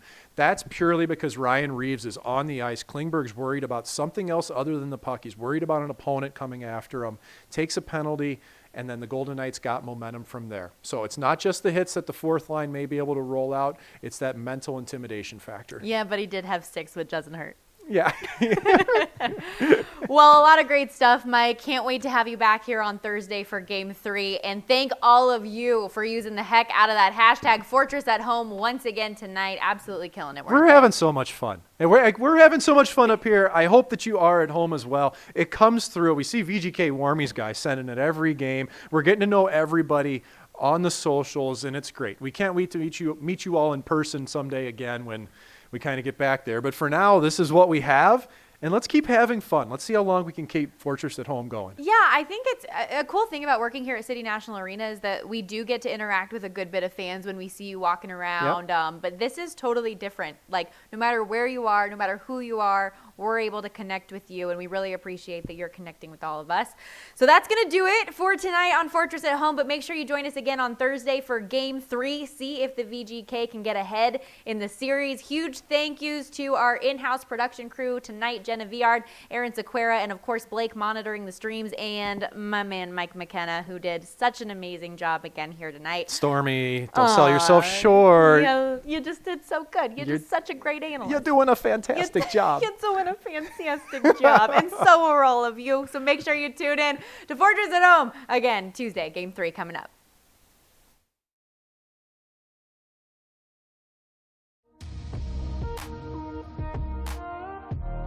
Hey guys, it's Derek. Thanks for coming to the game and cheering us on all night long. Merci Vegas, conduisez prudemment.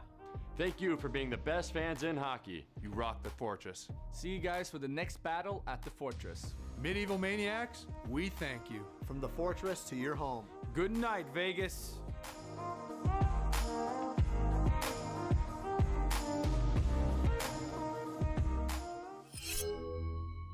Now you'll never slime a guy with a positron collider, huh?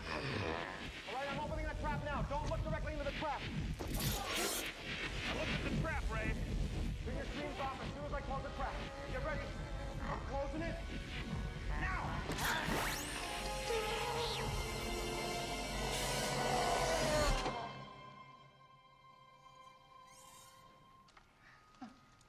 Well, that wasn't such a chore now, was it? I love gold.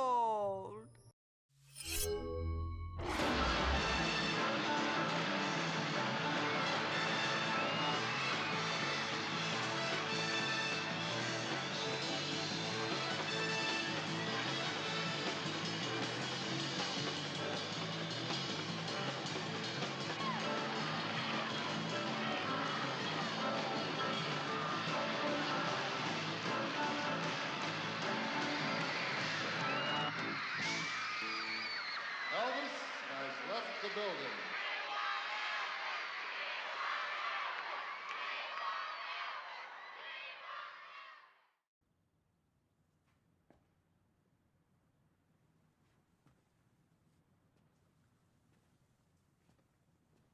You're still here. It's over. Go home.